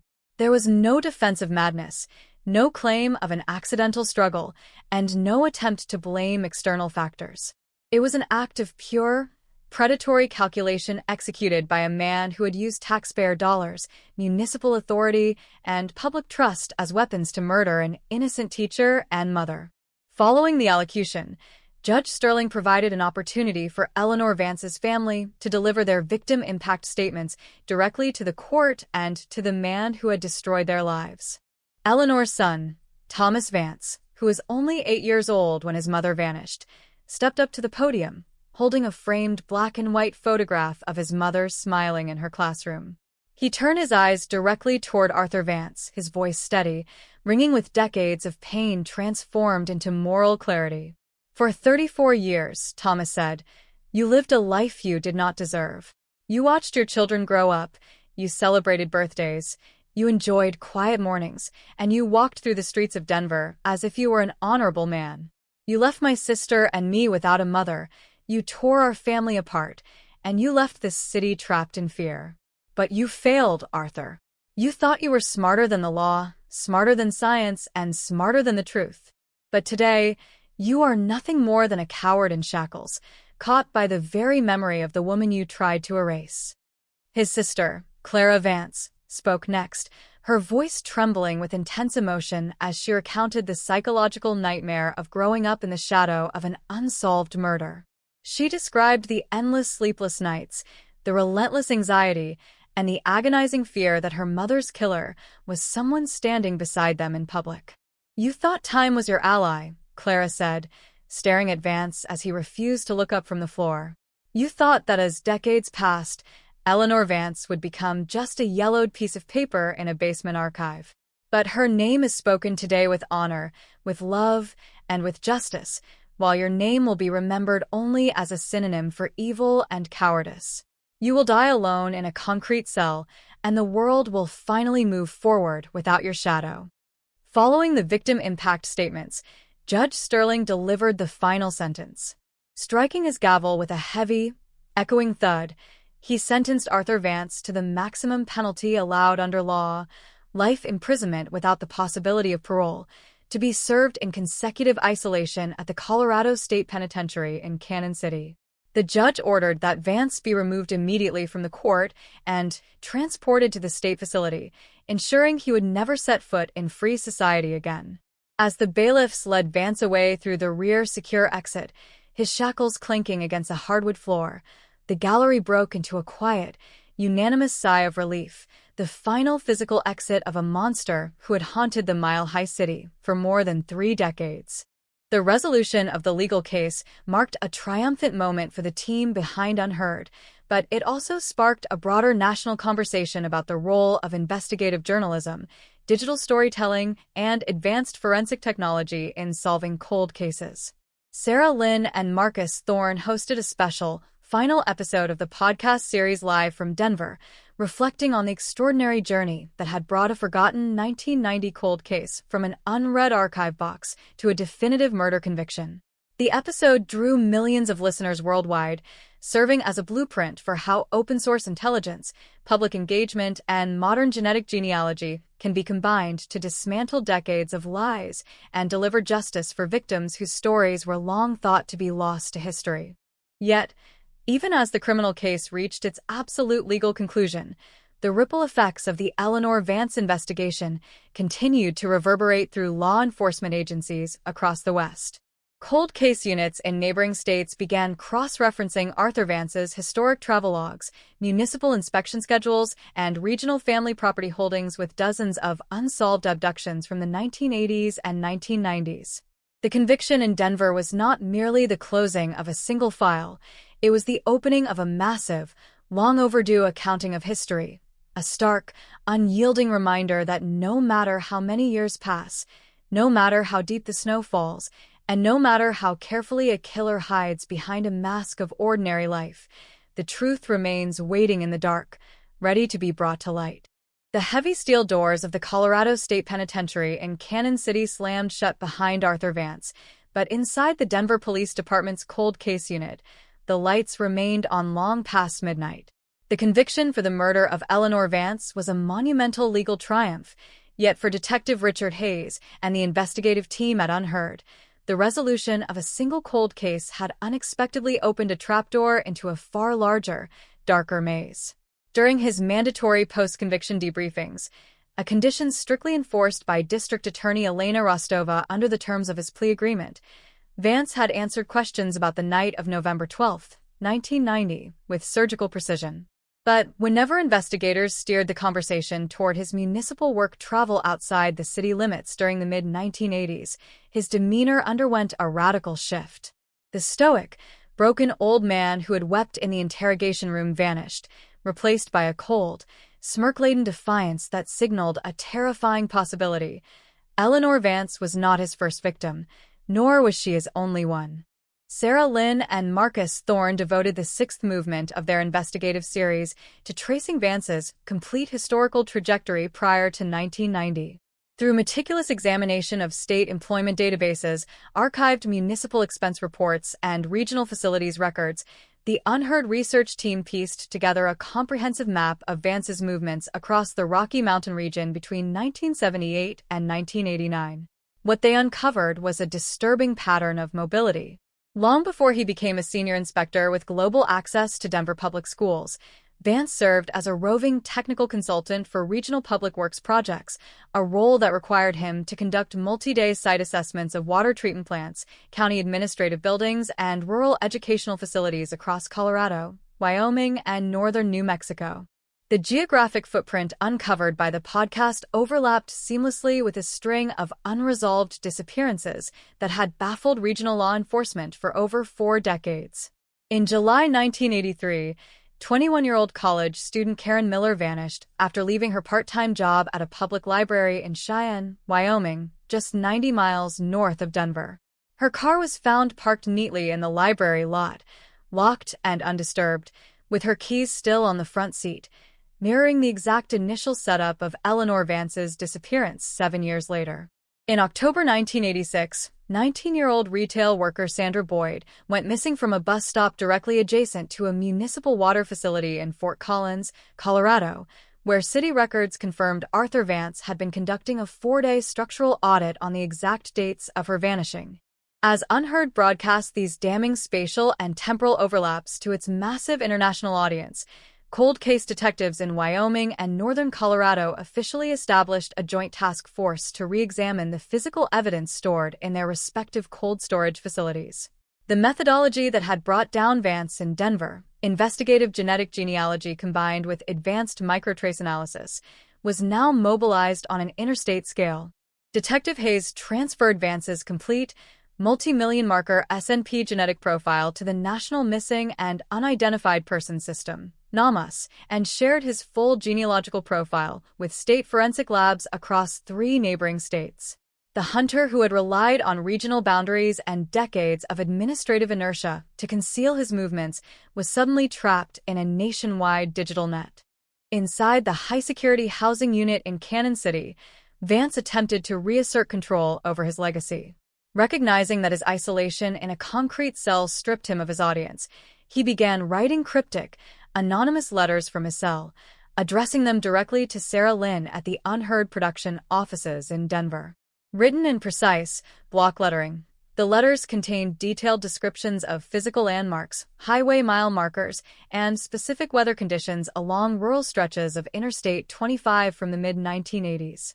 He never explicitly mentioned names or admitted to specific crimes in these letters. Instead, he engaged in a psychological game of cat and mouse, taunting the podcast team with detailed descriptions of forgotten terrain, challenging them to find what he called the silent places where the snow never melts completely. Lynn and Thorne refused to play Vance's twisted game on his terms. Rather than publishing the letters as sensational clickbait, they turned the documents over to forensic linguists and geographic profilers at the FBI's Behavioral Analysis Unit in Quantico, Virginia. Behavioral analysts confirmed that the letters displayed classic traits of an incarcerated sadist attempting to maintain psychological power over investigators by dangling crumbs of information without risking additional legal exposure. However, the geographic profilers identified something far more valuable. Vance's descriptions contained highly specific geological references, particular rock formations, abandoned mining shafts, and decommissioned municipal drainage culverts that pointed toward precise rural locations along the Front Range of the Rocky Mountains. In May 2024, guided by the spatial data extracted from Vance's letters and historical municipal survey maps from 1984, the Joint Task Force, accompanied by specialized cadaver dog units and ground-penetrating radar teams, launched a massive search operation in a remote, heavily forested canyon near Larimer County, Colorado. The area, known locally as All Canyon, sat less than 3 miles from an abandoned municipal water testing station where Vance had been assigned as a lead inspector in the summer of 1985. For 3 grueling weeks, search teams combed the dense underbrush and rocky ravines, battling steep terrain and unseasonable mountain rainstorms, while the nation watched with bated breath. On June 2, 2024, the search teams hit a chilling breakthrough.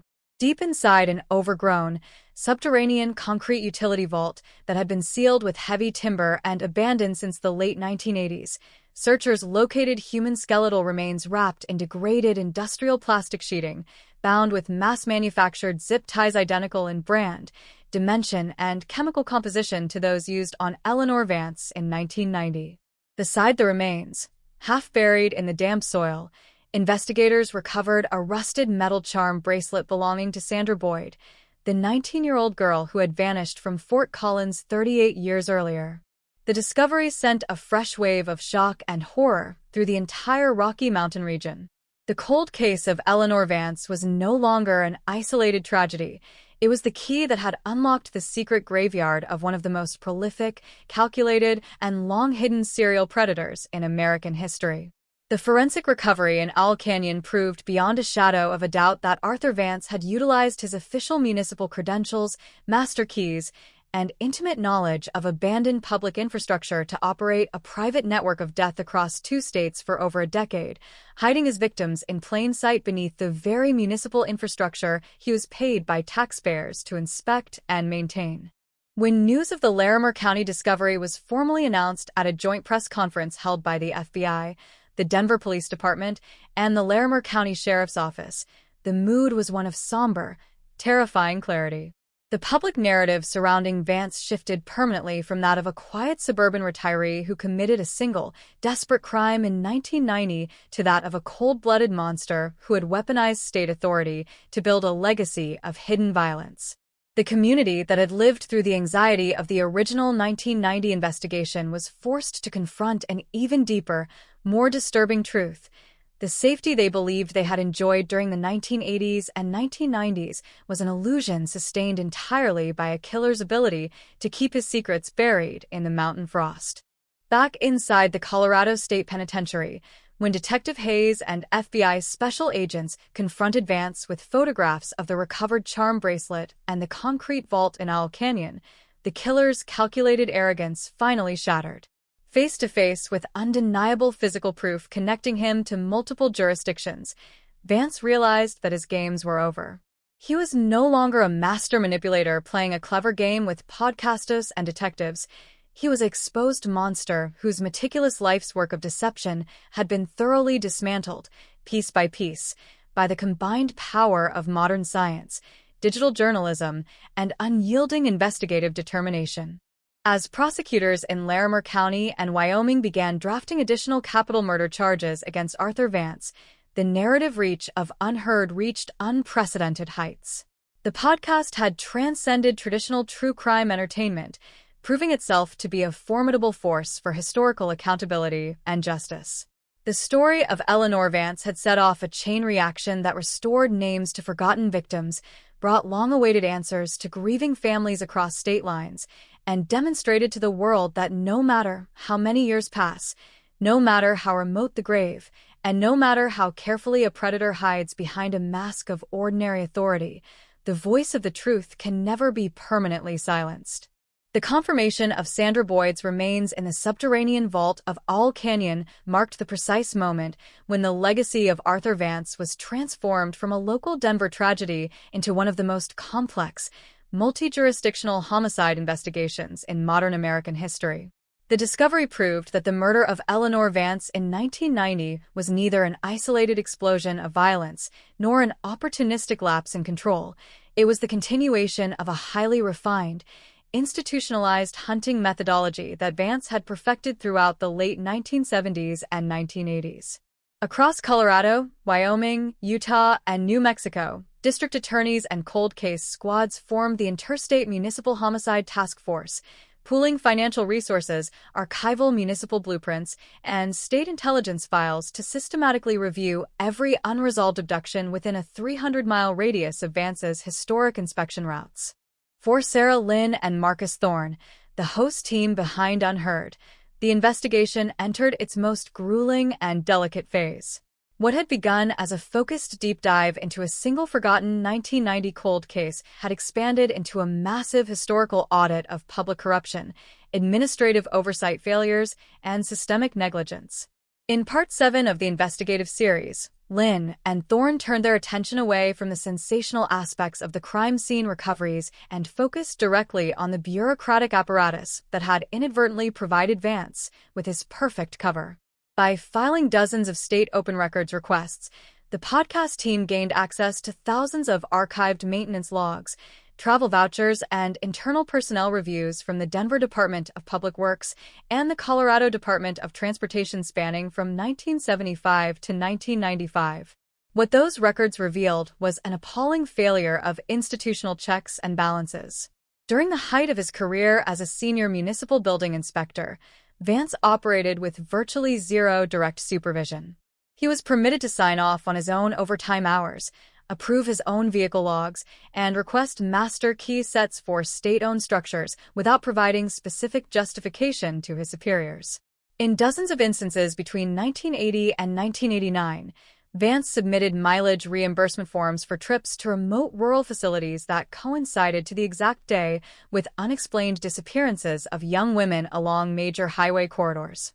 Yet, because these facilities were located across county and state lines, local police departments investigating missing persons reports never cross-reference their cases with municipal employee travel logs from neighboring cities. Vance had successfully exploited the geographic and administrative silos of 20th-century law enforcement, operating in the blind spots between municipal, county, and state authorities. As Unheard systematically exposed these institutional failures in Episode 7 of their continuous broadcast, the public fallout reached the highest levels of local and state government. Retired public works supervisors who had signed off on Vance's travel logs 30 years earlier were called before state legislative committees to explain how a municipal employee could spend decades using city vehicles and government equipment to stalk and abduct women without raising a single internal red flag. The press conferences were tense, uncomfortable, and filled with difficult questions about accountability. The realization that taxpayer dollars had funded the gas, the vehicles, and the maintenance tools used in a series of horrific crimes added a bitter, agonizing layer of pain to a community already reeling from the horrific discoveries in Owl Canyon. Meanwhile, inside the high-security processing center at the Larimer County Detention Center, prosecutors prepared a massive, multi-count capital indictment against Arthur Vance. The new charges included first-degree murder, aggravated kidnapping, and violent felony concealment in connection with the death of Sandra Boyd, with additional charges pending for the 1983 disappearance of Karen Miller in Cheyenne, Wyoming. Facing the certainty of spending the remainder of his natural life behind bars and the looming threat of additional capital trials in neighboring states, Vance's legal defense team advised him to consider a comprehensive multi-state master plea agreement. Under the proposed terms, Vance would be required to confess to every homicide he had committed across the entire western region, map out the precise locations of any remaining unrecovered victims, and forfeit all rights to future appeals, in exchange for serving his sentences concurrently in a maximum security state facility rather than facing federal prosecution or extradition to states with active death penalty statutes.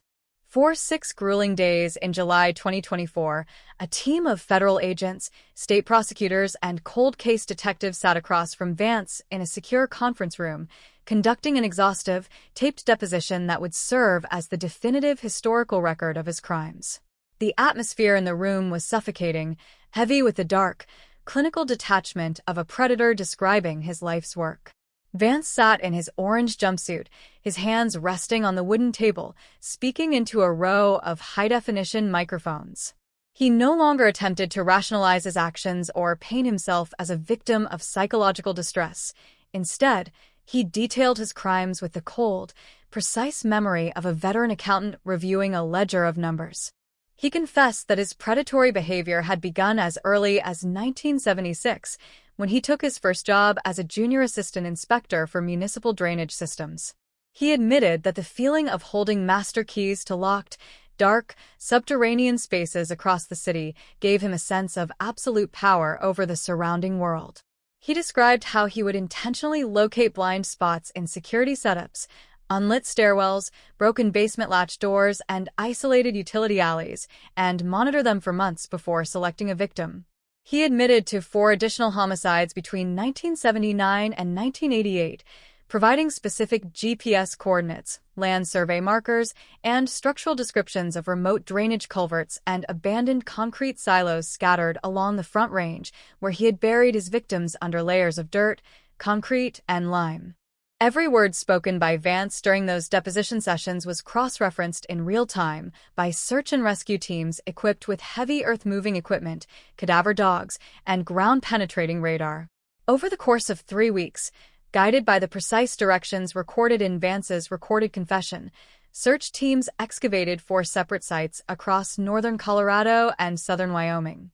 At every single location, investigators uncovered human remains, personal effects, and industrial zip ties matching the exact specifications of those found on Eleanor Vance in 1990 and Sandra Boyd in Larimer County. The silent, agonizing questions that had tormented 4 different families for over 40 years were finally answered, bringing a tragic, quiet end to decades of unresolved pain. The emotional weight of these recoveries broke over the Rocky Mountain region like a thunderclap. Families who had spent generations believing their missing daughters, sisters, and mothers had simply run away or vanished into thin air were finally provided with the brutal, undeniable truth. Spontaneous candlelight vigils were held outside state capitals in Denver and Cheyenne, bringing together hundreds of community members, retired detectives, and relatives of the victims. The names of the women, Eleanor Vance, Sandra Boyd, Karen Miller, and the 4 newly identified victims, were read aloud in public squares, transforming places of historical horror into sanctuaries of collective remembrance and honor. For the production team at Unheard, the completion of Part 7 marked a profound milestone in the evolution of digital journalism. The podcast had proved that a dedicated, meticulous combination of open-source research, public record transparency, and advanced genomic science could break down 34 years of deception and force an arrogant killer to reveal his deepest, most horrifying secrets.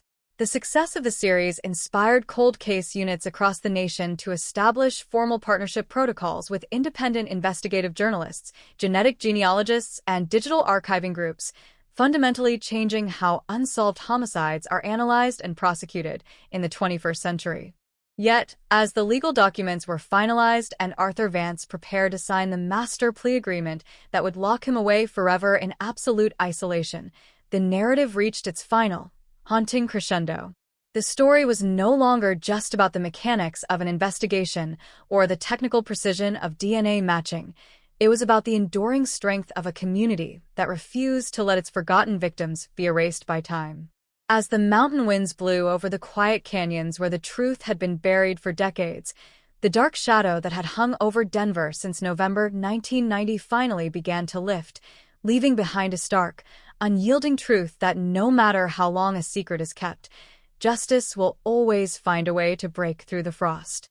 The execution of the multi-state master plea agreement in late 2024 marked the formal end of Arthur Vance's legal maneuvering, but the dark legacy of his decades-long spree continued to cast a long, suffocating shadow over the justice system.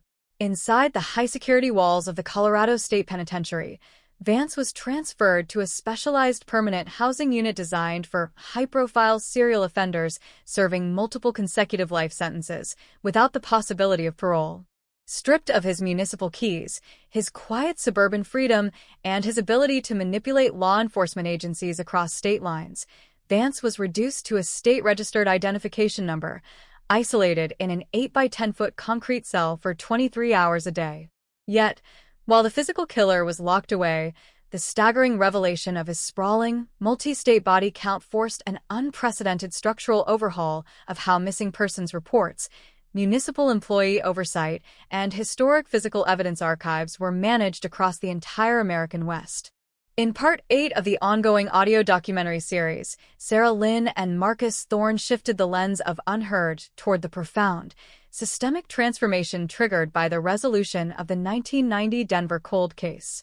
The podcast team gained exclusive access to internal task force briefings, revealing how the interstate investigation into Vance's movements had uncovered massive gaps in historical evidence retention policies.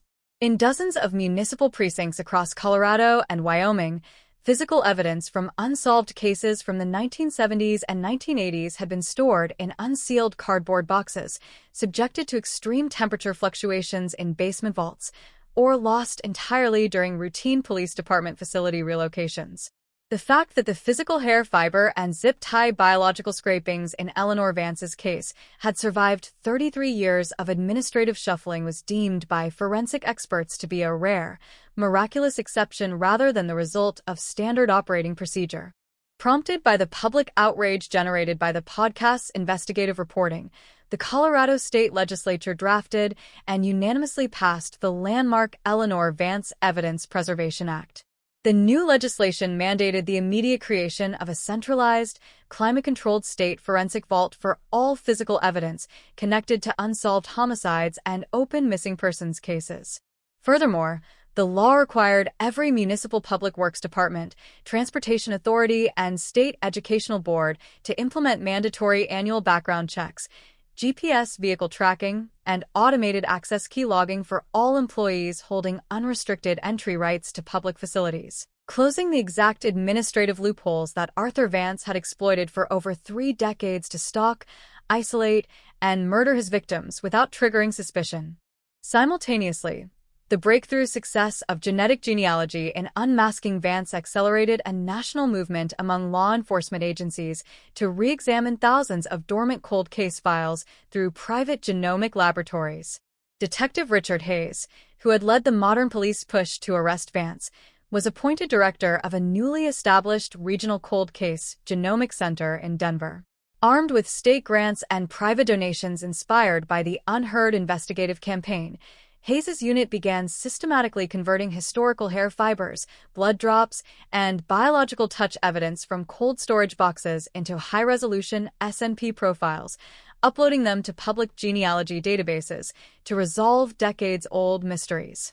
Within months, the methodology that had brought down Arthur Vance was utilized to identify suspects in 3 unrelated, dormant homicide cases across the Mile High City, proving that the technological blueprint established during the Eleanor Vance investigation had fundamentally altered the landscape of criminal justice. For the surviving family of Eleanor Vance, the formal sentencing and the passage of legislative reform brought a quiet, bittersweet sense of peace that had eluded them for more than a generation. Thomas and Clara Vance, who had spent 33 years living under the heavy, agonizing cloud of an unsolved tragedy, returned to Denver to participate in a public dedication ceremony at West High School. Room 214, the English literature classroom where Eleanor had spent her final afternoon grading student essays, was officially renamed the Eleanor Vance Memorial Learning Center. A bronze plaque mounted beside the wooden door frame displayed her portrait, her favorite literary quote, and a simple dedication honoring her enduring legacy as a beloved educator, mother, and pillar of the community whose memory could never be erased by violence or time. During the dedication ceremony, held on a crisp autumn morning that mirrored the weather of November 1990, hundreds of former students, retired colleagues, and community members gathered in the high school auditorium. Former students, now in their late 40s and 50s, took the podium to share vivid, emotional memories of Mrs. Vance, recounting her passion for American literature, her relentless encouragement of struggling teenagers, and her gentle, radiant warmth that had transformed their high school years. The narrative that had for decades been dominated by the horrific details of an alleyway crime scene was finally reclaimed by the vibrant, impactful story of Eleanor's life, demonstrating that a killer's cruelty is ultimately powerless against the collective love and memory of those left behind. Yet, even as the community celebrated this long-awaited closure, the investigative team at Unheard confronted a final, haunting mystery buried deep within Arthur Vance's recorded depositions. During his final interrogation with FBI behavioral analysts, Vance had let slip a single, cryptic remark regarding his activities during the early winter of 1990, just weeks after the murder of Eleanor Vance. He hinted at a hidden, personal archive, a locked metal box containing hand-drawn maps of his municipal inspection routes, personal notes on facility blind spots, and detailed news clippings of every cold case investigation that had named him as a potential person of interest over 30 years. Vance claimed he had buried the box beneath the floorboards of an abandoned municipal pump house in rural Park County, Colorado, shortly before his arrest, calling it his final testament to the game. The revelation that Vance may have kept a physical trophy archive sent Sarah Lynn, Marcus Thorne, and Detective Hayes into a final, intense race against time. If such an archive existed, it could contain critical evidence linking Vance to additional unrecorded disappearances across the Pacific Northwest or provide detailed insight into his predatory psychology that could aid FBI profilers in identifying similar offenders operating within public institutions today. Equipped with historic municipal land records and specialized ground-penetrating radar, the investigative team set out into the high-altitude terrain of Park County, determined to locate the abandoned facility before winter snows rendered the remote site inaccessible. The journey through the icy, windswept passes of the Rocky Mountains mirrored the cold, relentless pursuit of truth that had driven the investigation from its very first episode. Lynn and Thorne documented every step of the expedition for the 8th movement of the podcast, guiding millions of listeners through the dark, abandoned structures of Colorado's industrial past. The search was not merely a hunt for physical artifacts. It was a final, uncompromising effort to strip Arthur Vance of his remaining secrets, ensuring that no part of his dark legacy remained hidden in the shadows of the earth. When the search team finally breached the rusted iron door of the abandoned pump house, deep within an overgrown mountain valley, the atmosphere inside was silent, cold, and heavy with the smell of damp concrete and decaying wood. Guided by the beam of heavy industrial flashlights, Detective Hayes and Marcus Thorne methodically swept the floorboards with radar equipment, searching for anomalies beneath the foundation. The hunt for the truth, which had begun in a frozen Denver alleyway in November 1990, had reached its final, remote outpost, a stark testament to the unyielding power of human determination, modern science, and the relentless voice of justice that refuses to stop searching until the darkest corners of the past are brought into the light. Part 9. The floorboards of the forgotten Park County pump house creaked violently beneath the heavy boots of Detective Richard Hayes and Marcus Thorne as they moved through the darkness of the dilapidated structure. The air inside was bitter and sharp, carrying the damp, stagnant scent of rusted iron, rotting timber, and decades of absolute neglect. Outside, a sudden mountain squall beat against the unglazed window frames, sending fine sprays of freezing rain across the dirt-covered concrete floor. For nearly 40 minutes, the high-frequency ground-penetrating radar unit emitted a steady, rhythmic hum, its digital display mapping the subterranean layers of dirt beneath the decayed floorboards. Then, near the rear western corner of the main vault, directly beneath an ancient, rusted pressure gauge, the audio signal pitched sharply into a rapid, continuous beep, indicating a distinct metallic density buried 18 inches below the surface. Hayes and Thorne dropped to their knees, using trenching shovels and wire brushes to clear away 30 years of accumulated mountain soil and decaying insulation. Beneath the hard-packed dirt lay a thick slab of weathered plywood covering a shallow, hand-dug recess in the foundation. Beneath the plywood sat a heavy, military-style olive-drab steel ammunition box, its latch sealed shut with a thick layer of industrial black electrical tape to protect its contents from humidity and frost. The recovery team sealed the box inside a biohazard containment bag and transported it under armed police escort back to the Denver Police Department's forensic laboratory, where evidence technicians opened the container under sterile, climate-controlled conditions while cameras recorded every second for the official case file and the unheard documentary archives. When the heavy lid was finally unsealed, the contents revealed the terrifying, obsessive inner world of Arthur Vance. Inside lay 6 neatly bound, handwritten leather journals spanning from 1978 to 2015, alongside hundreds of original newspaper clippings detailing every major cold case investigation across Colorado, Wyoming, and Utah over 4 decades. But the most horrifying discovery was a clear plastic sleeve containing dozens of original, laminated municipal access keys, master pass cards, and official inspection badges from city, county, and state facilities where Vance had worked throughout his career, a physical collection of the exact keys he had used to unlock doors, bypass security latches, and trap his victims in subterranean darkness. In Part 9 of the audio series, Sarah Lynn and Marcus Thorne systematically analyzed the contents of these recovered journals alongside FBI forensic linguists and behavioral profilers. The writings provided an unprecedented, terrifying look into the mind of a delayed apprehension serial predator who had spent 33 years living two completely separate lives. In meticulously neat cursive handwriting, Vance had cataloged his daily domestic routines, lawn maintenance schedules, family holiday dinners, suburban neighborhood association meetings, directly alongside cold, clinical assessments of public facilities he had scouted for potential abductions.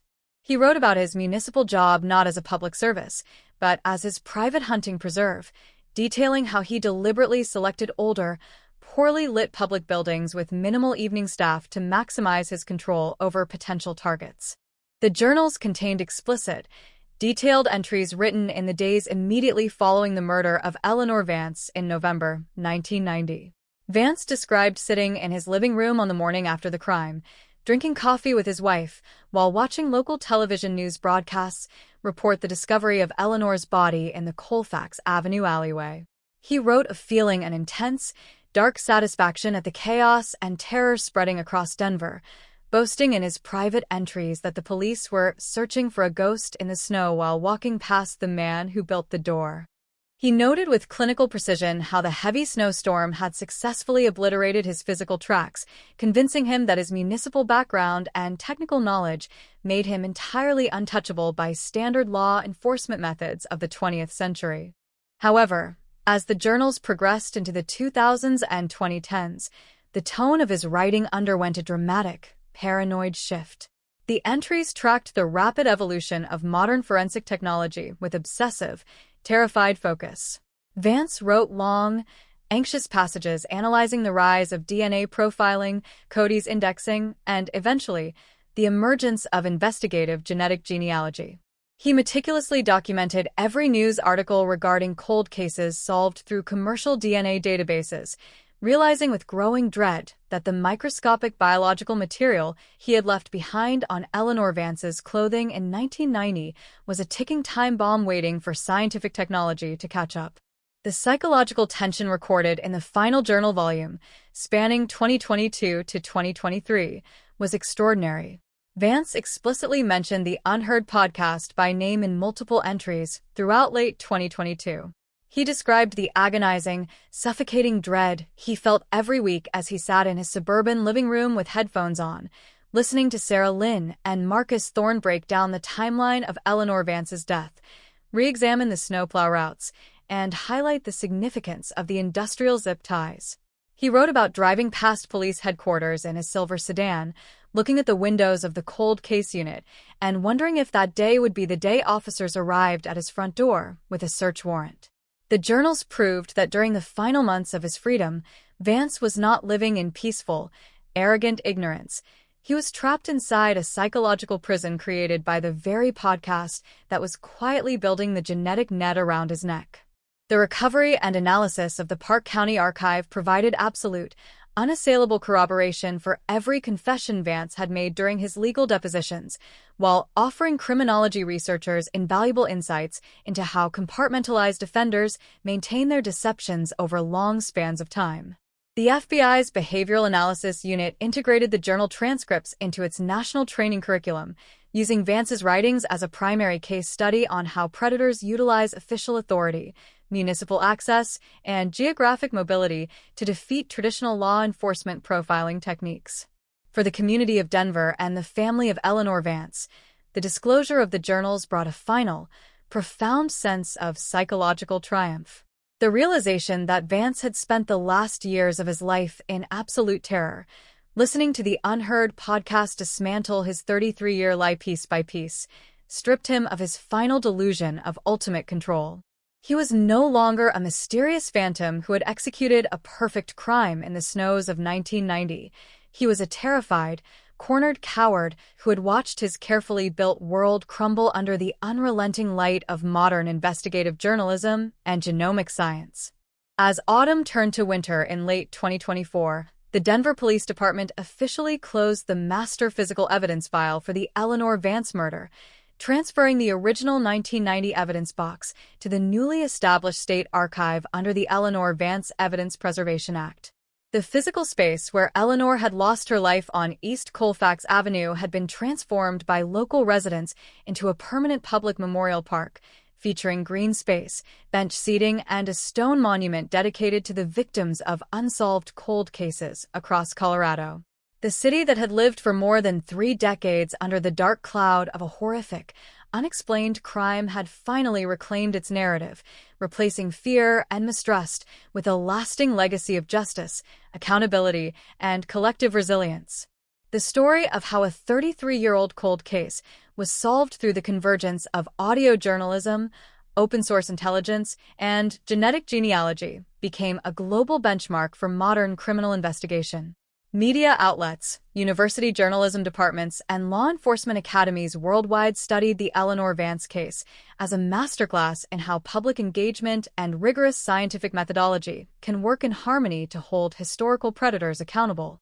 Yet, as Sarah Lynn and Marcus Thorne prepared the final narrative arc of their series, they remained focused on the fundamental human truth at the heart of the entire journey, that behind every cold case file, behind every yellowed newspaper clipping, and behind every strand of recovered DNA, there is a human life whose story deserves to be told, honored, and brought home to the light. The snow began to fall over the high desert plateau of Cannon City in early January 2025, dusting the razor wire perimeters and concrete watchtowers of the Colorado State Penitentiary in a thick, blinding white shroud. Inside Cell Block 4, in a climate-controlled, solitary isolation unit designed to permanently separate high-risk, high-profile offenders from the general prison population, 75-year-old Arthur Vance spent 23 hours a day staring at a blank, painted cinderblock wall. His physical health had deteriorated rapidly since his transfer following the master plea agreement. The arrogant, meticulous municipal inspector who had once navigated the subterranean corridors of Denver with master keys and absolute impunity was now a frail, trembling old man reliant on prison medical staff for basic daily care. Yet, even as his physical body succumbed to age and chronic disease, the cultural and legal ripples generated by his exposure continued to expand outward across the country. In Part 10 of the continuous audio narrative, Sarah Lynn and Marcus Thorne took the unheard audience deep into the national legislative and systemic reform movement that had ignited in the wake of Vance's conviction. The resolution of the 1990 Eleanor Vance murder and the subsequent unmasking of Vance as an interstate serial predator who had hidden behind municipal credentials for decades had exposed fundamental flaws in how local, state, and federal agencies shared critical data regarding missing persons, unidentified remains, and municipal background checks. What began as an independent podcast investigation into a forgotten Denver cold case had transformed into a powerful catalyst for federal administrative overhaul. In early 2025, inspired directly by the investigative framework developed during the Eleanor Vance case, the United States Congress introduced the bipartisan National Cold Case Transparency and Genetic Genealogy Act. The legislation created a federal grant program providing millions of dollars in annual funding to small, under-resourced police departments across North America, allowing them to send long-stored biological evidence from dormant cold cases to private, accredited forensic genomics laboratories. Furthermore, the law established mandatory cross-referencing protocols between state public works departments, transportation agencies, and law enforcement cold case databases, ensuring that no employee holding unrestricted access to public infrastructure could ever again operate in the dark, administrative blind spots that Arthur Vance had exploited between 1976 and 1990. Simultaneously, the Regional Cold Case Genomic Center in Denver, led by Detective Richard Hayes, became an international model for modern cold case investigation. Forensic scientists, detectives, and genetic genealogists from across Europe, Canada, and Australia traveled to Denver to study the precise operational blueprint that had brought down Vance. Hayes' team demonstrated how combining historic physical evidence preservation with advanced multi-million marker SNP sequencing and open-source audio journalism could collapse decades of official stagnation in a matter of months. Under Hayes' direction, The Denver unit successfully resolved 9 additional cold cases across Colorado in late 2024 and early 2025, bringing long overdue answers to families whose loved ones had vanished during the 1970s, 80s, and 90s. For the production team at Unheard, Part 10 represented a philosophical reflection on the ethics, responsibilities, and future of true crime journalism. Sarah Lynn devoted an entire segment of the broadcast to examining the delicate balance between public interest reporting and the profound emotional trauma experienced by the families of murder victims. Unlike traditional media outlets that often sensationalized violence for commercial ratings, Unheard had maintained a strict editorial rule throughout its multi-part series. The victim's humanity, dignity, and life story remained the central focus of the narrative, while the perpetrator's actions were analyzed with clinical, analytical rigor designed strictly to dismantle deception and secure justice. The podcast team hosted an unprecedented roundtable discussion featuring Thomas and Clara Vance alongside the adult children of Sandra Boyd and Karen Miller, the women whose remains had been recovered from Owl Canyon and northern Wyoming through the investigation. Sitting together in a recording studio in downtown Denver, the surviving family members shared their shared journey from decades of agonizing, unresolved grief to a profound sense of collective healing. They spoke candidly about the terrifying silence that had defined their childhoods, the painful anniversary dates that had passed year after year without answers, and the overwhelming moment of relief when they learned that a team of dedicated journalists and scientists had finally torn down the wall of lies protecting Arthur Vance. During the broadcast, Clara Vance made a powerful statement that resonated with millions of listeners worldwide. For 33 years, Clara said, we lived in a world where a monster had the final word. He stole my mother's life in the cold of 1990, and he thought that by keeping quiet, he could erase her story and leave us trapped in darkness forever. But what this journey has proved is that light is stronger than darkness, truth is stronger than time, and love is far stronger than any violence a killer can inflict. My mother's name is spoken today with pride and honor, while her killer's name is nothing more than a warning in a prison ledger. As winter deepened in early 2025, the narrative reached its final, dramatic turn inside the walls of the Colorado State Penitentiary. On the night of February 14th, 2025, nearly 34 years after he had executed Eleanor Vance in a dark Denver alley, Arthur Vance suffered a massive, fatal cardiac event in his solitary cell.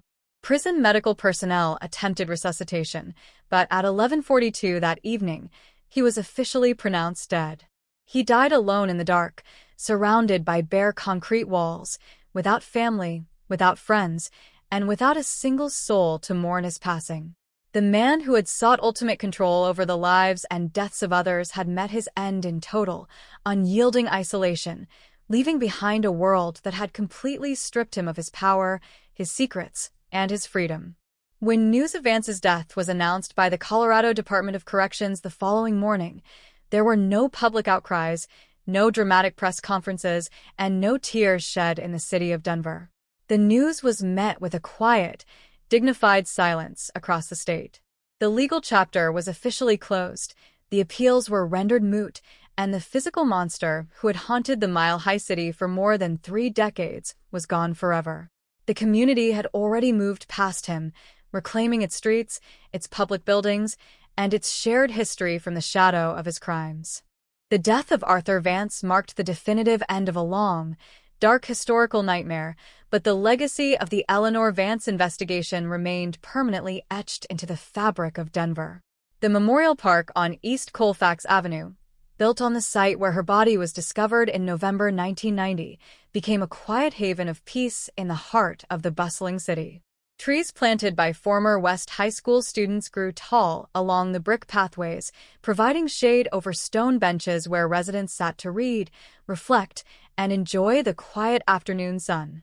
A central granite plaque, engraved with Eleanor's name and the names of all the victims recovered through the multi-state investigation, stood as an enduring symbol of a community's refusal to forget its innocent. As Sarah Lynn and Marcus Thorne prepared the final narrative sequence that would conclude their historic series, the focus turned entirely away from the cold cells, the courtroom battles, and the microscopic DNA sequencers. The true power of the story lay in the quiet, enduring memory of Eleanor Vance, a dedicated teacher who loved American literature, a devoted mother who filled her home with warmth and music, and a pillar of her community whose life had touched thousands of students before it was tragically cut short in the winter of 1990. The journey that had begun with a horrific discovery in the snow had come full circle, proving that no matter how deep the frost, no matter how many years pass, and no matter how carefully a secret is kept, justice will always prevail, bringing the lost home to the light where they belong. The quiet that settled over the city of Denver in the spring of 2025 was not the suffocating, tense silence of 1990. It was the deep, resonant calm that follows a long overdue reckoning with the past. The death of Arthur Vance in his Cannon City cell had closed the physical ledger of his existence, but the final movement of Unheard was never intended to be an obituary for a killer. In Part 11, the definitive, concluding chapter of the 11-part audio documentary, Sarah Lynn and Marcus Thorne brought the narrative full circle, turning the spotlight completely away from the mechanics of prosecution, the forensic sequencers, and the subterranean vaults of municipal buildings, focusing instead on the lasting human architecture of memory, justice, and community healing.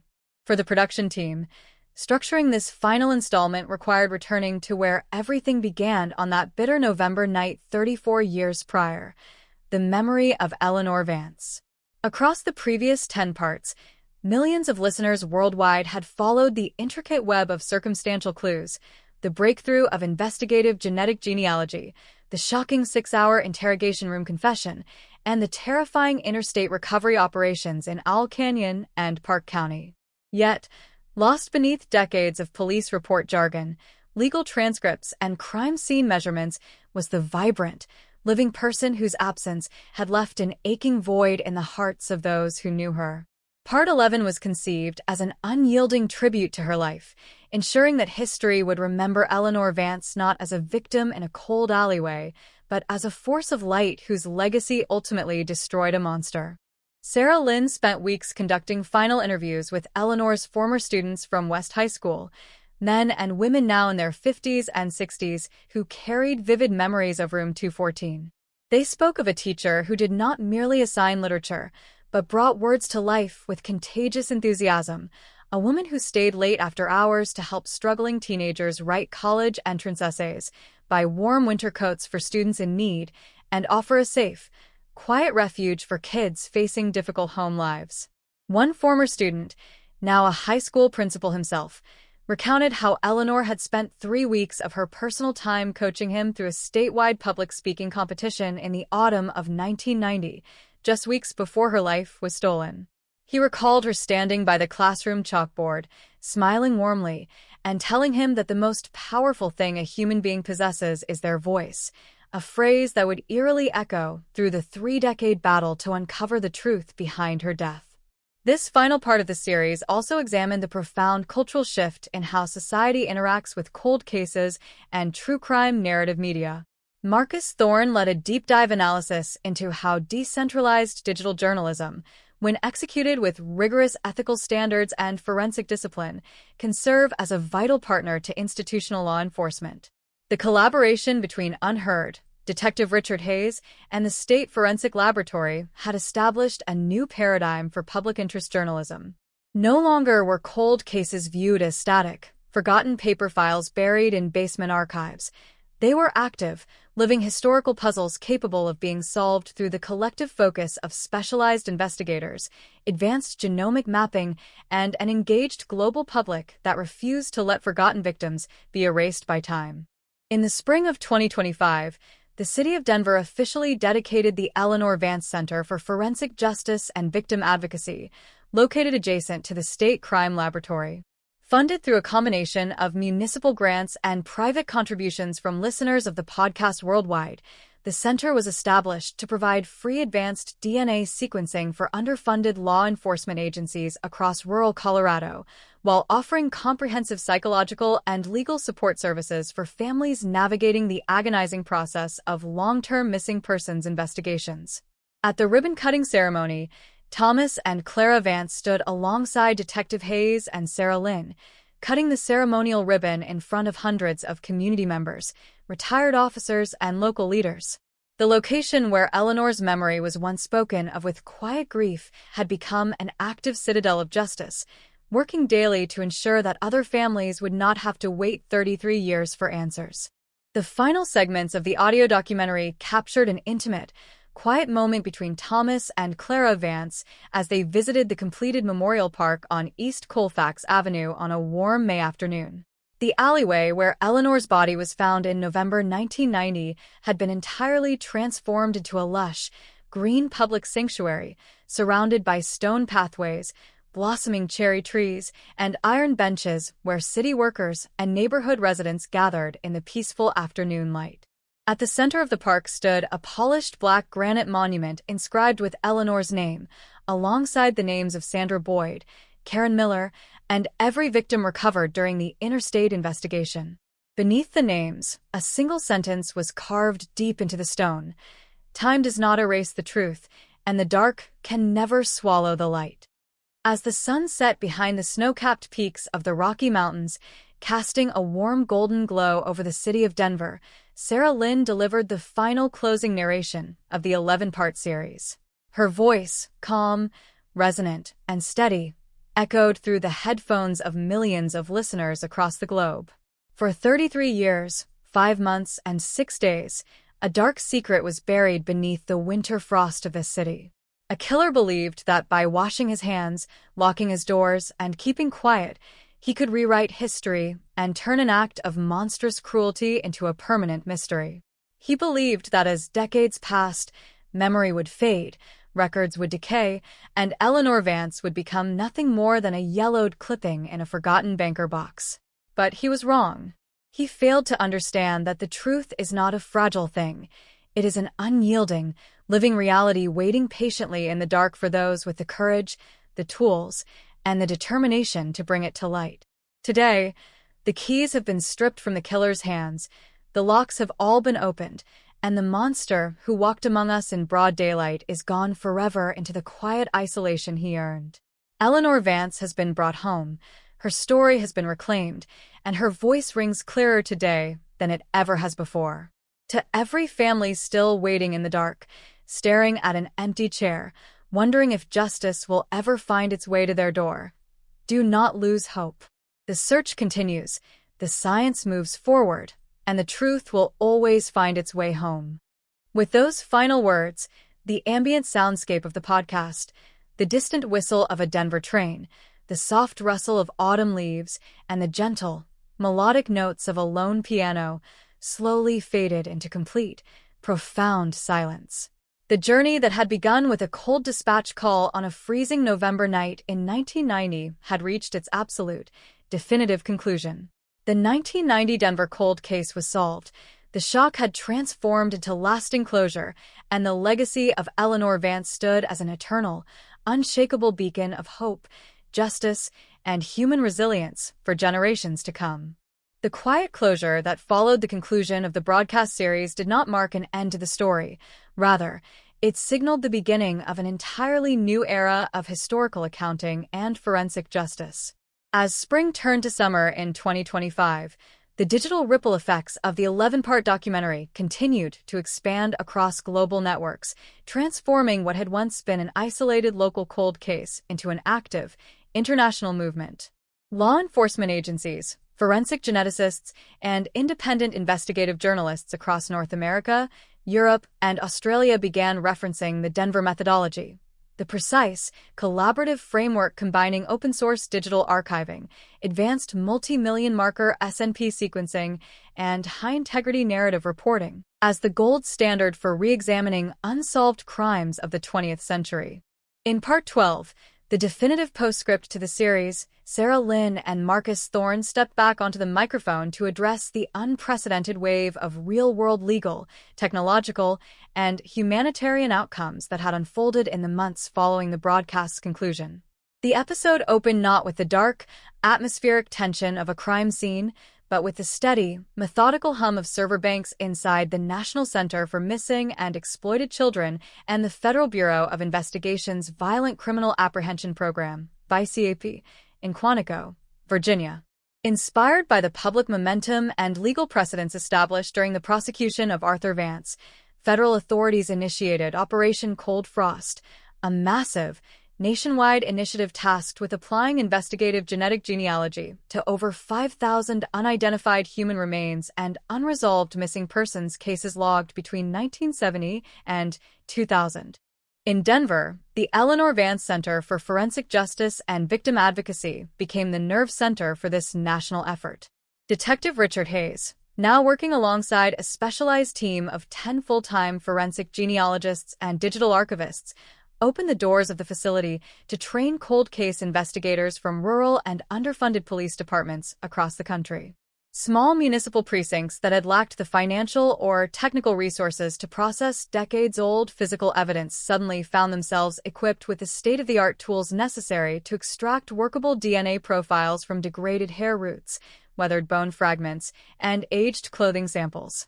Within the first 6 months of the center's operation, 24 long-standing cold cases across 7 states were successfully solved, returning names to unidentified victims and providing long-awaited answers to families who had spent decades trapped in unbearable silence. The impact of the investigation extended far beyond the realm of criminal justice, sparking a profound philosophical shift in how modern society approaches digital true crime media. For years, the genre had faced justified criticism for exploiting human tragedy for commercial entertainment, often reducing real lives to sensationalized plot twists and cliffhangers. The Eleanor Vance series demonstrated that when media creators prioritize victim dignity, ethical transparency, and rigorous scientific accuracy, storytelling can become an instrument of real-world accountability and historic restoration. Universities and journalism schools across the globe integrated the podcast's production archive into their core curricula, teaching future investigative reporters how to navigate open records laws, collaborate safely with law enforcement, and handle sensitive victim impact testimony without causing additional trauma to surviving families. In early June 2025, a quiet, unannounced ceremony took place inside the state capitol building in Denver. Governor Jared Polis, flanked by Thomas and Clara Vance, Detective Richard Hayes, and the legal team that had secured Vance's master plea deal, signed into law a comprehensive expansion of the Eleanor Vance Evidence Preservation Act.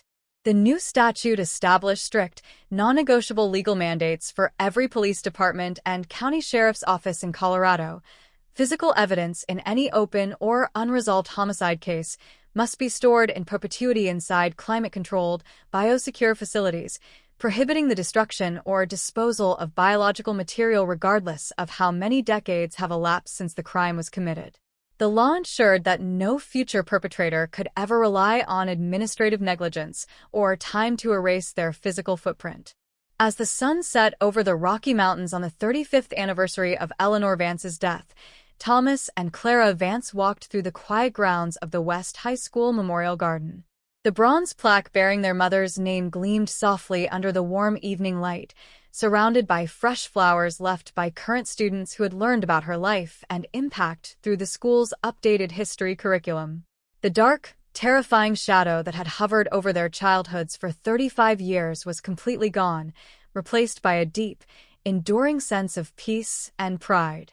Sarah Lynn delivered the final, reflective closing thoughts of Part 12, her voice steady and resonant, offering an ultimate message of hope and resilience to a global audience. We often think of history as something static, written in stone, locked away in dusty archives, or buried beneath the snow of a forgotten winter.